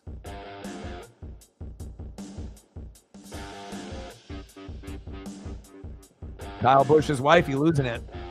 Everyone's losing it. Everyone's wife is losing it up there. Christopher Bell's wife.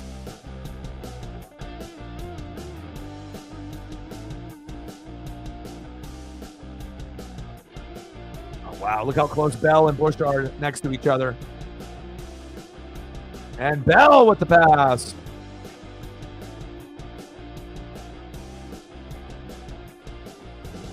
Toyotas in 1st and 4th, Chevy in 2nd and 3rd.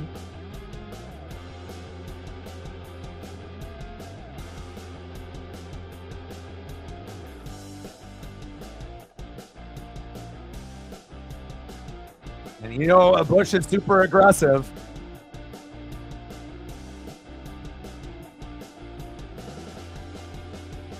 Oh, Byron is there. Got to be careful.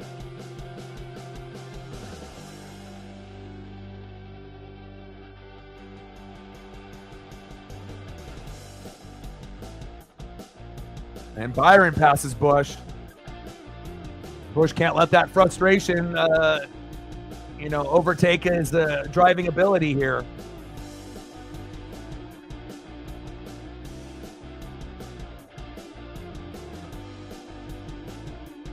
And again, it's a 4-car race here between Bell, Byron, Busch, and Reddick, all separated by less than a second. And then you have a quite a bit of a gap from 5 to 10.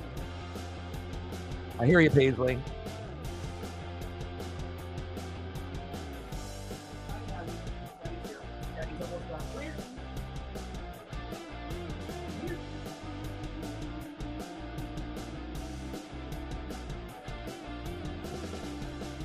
Five laps to go.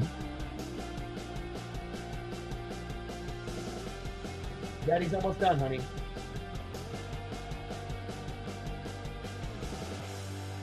Good girl.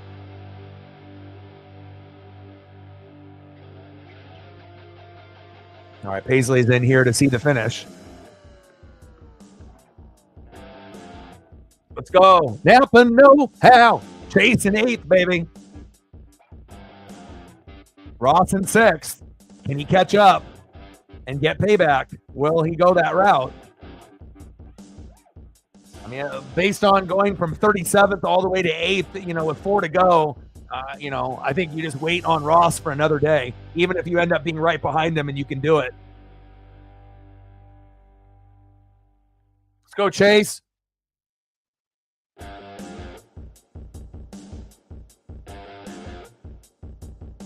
Bell, Byron, Reddick, Busch, Gregson, Chastain, SVG, Chase, Napa, know-how, Buescher, and Bowman in your top 10. Yeah, Reddick's car is definitely, making some headway here. But especially when you end up being on the pole or in row 1 or row 2. SVG and qualifying. SVG, Reddick, and Chase Elliott, obviously, those were, individuals that were thought that they could end up having a great run here. 3 to go. But we've already seen Byron take the checkered flag this year. We've seen Bell last week take the checkered flag. Byron at the Daytona 500, right? Christopher Bell in Atlanta. Chase winning, obviously, at Bowman Gray. And now we're here at the EchoPark Automotive Grand Prix at the Circuit of the Americas at Cota. And we'll see if we end up getting a back-to-back week winner in Christopher Bell.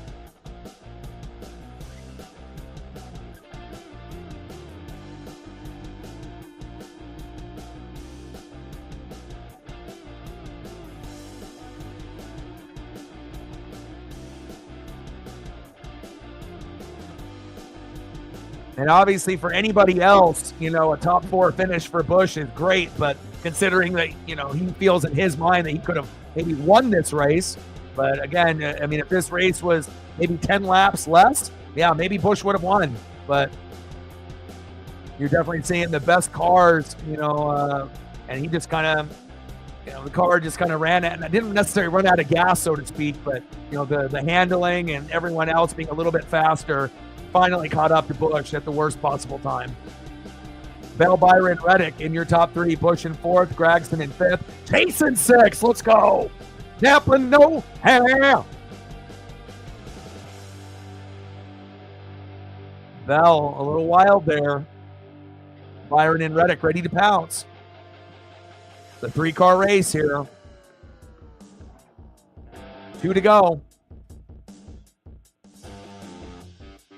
I can't believe Chase is in 6th. One more position to get into 5th. With everything that happened to him, getting turned around, on lap 1, literally on the first turn, 10 seconds in, to go from 3rd to 34th, or 37th, and then to make his way back to the top 6. Insane. Come on, Chase. Chase is in 5th. Let's go. Woo! Get those points. Come on, baby. Come on, Chase. 2 to go, baby. Let's go. Unbelievable. Think about how many drivers would have just ended, being somewhere in the 30s after that would have happened. But again, Chase's car was very good. He qualified 3rd. So There was a lot of anger when he got spun out by Ross, literally in the first 10 seconds. I don't blame him. And now Ross is in 8th. Chase is like, fuck it. I'll get you next time.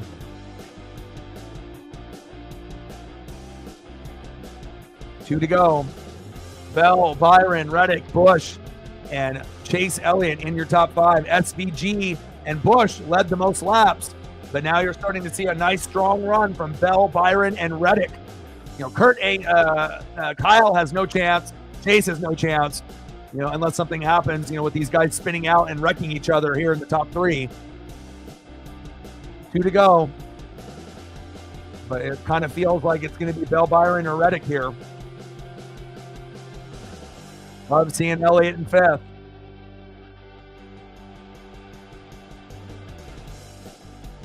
One lap to go. Oh my. What a race.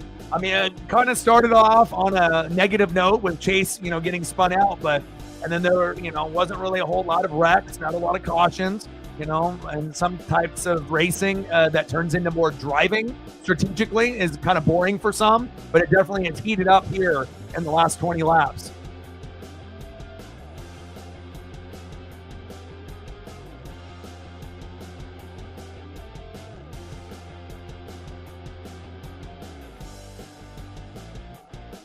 We'll see if Byron and Reddick make a move. If not, Bell is going to go back-to-back wins from Atlanta and Cota, which would be great for his chances for the championship this year. 2 early wins. He'd be pacing for probably 5 or 6 wins this year if he can win here today. Because then you already have 2 in back-to-back weeks.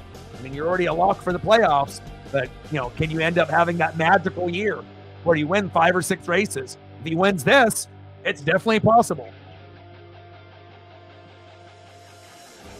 And Byron's thinking, I want a Daytona back-to-back years. Can I just have him fuck up just slightly so I can pass him? But you're running out of time.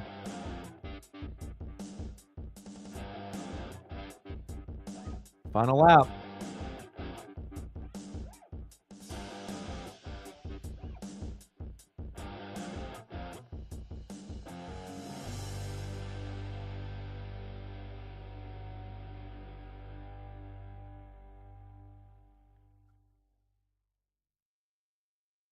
Kind of looks like Bell's going to win. Unless there's some kind of miracle from the racing gods. And Bell wins! Congratulations, Cole. Wow, back-to-back wins. And it's one thing to win at Atlanta, but then to win at Cota the next week, no one predicted that. Unbelievable. Nice job. This could be the year for Christopher Bell.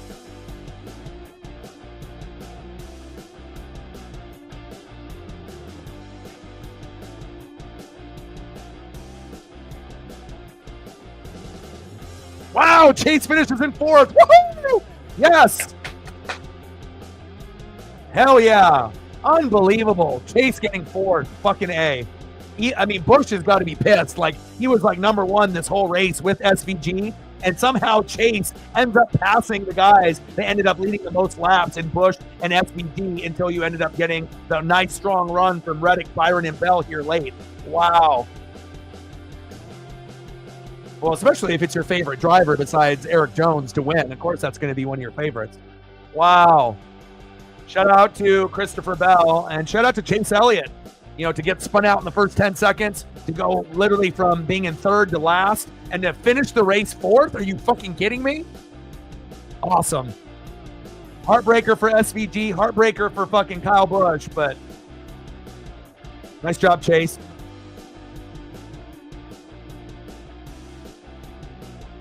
I love that.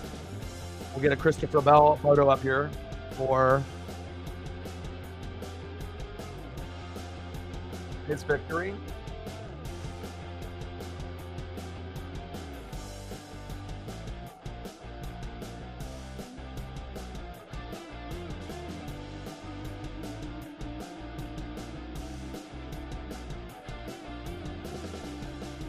And it's pretty rare for, someone to win at a track like Atlanta, and then to go and win the following week at like a road course like Cota. It's not often that you see that. And maybe this is the year of Christopher Bell. I see you.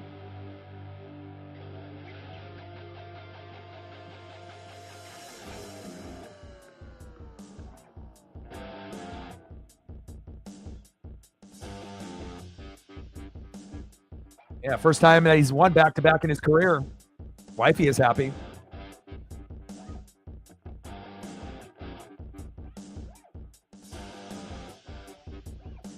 And fourth straight year he's won more than one race. This could be the year of the bell.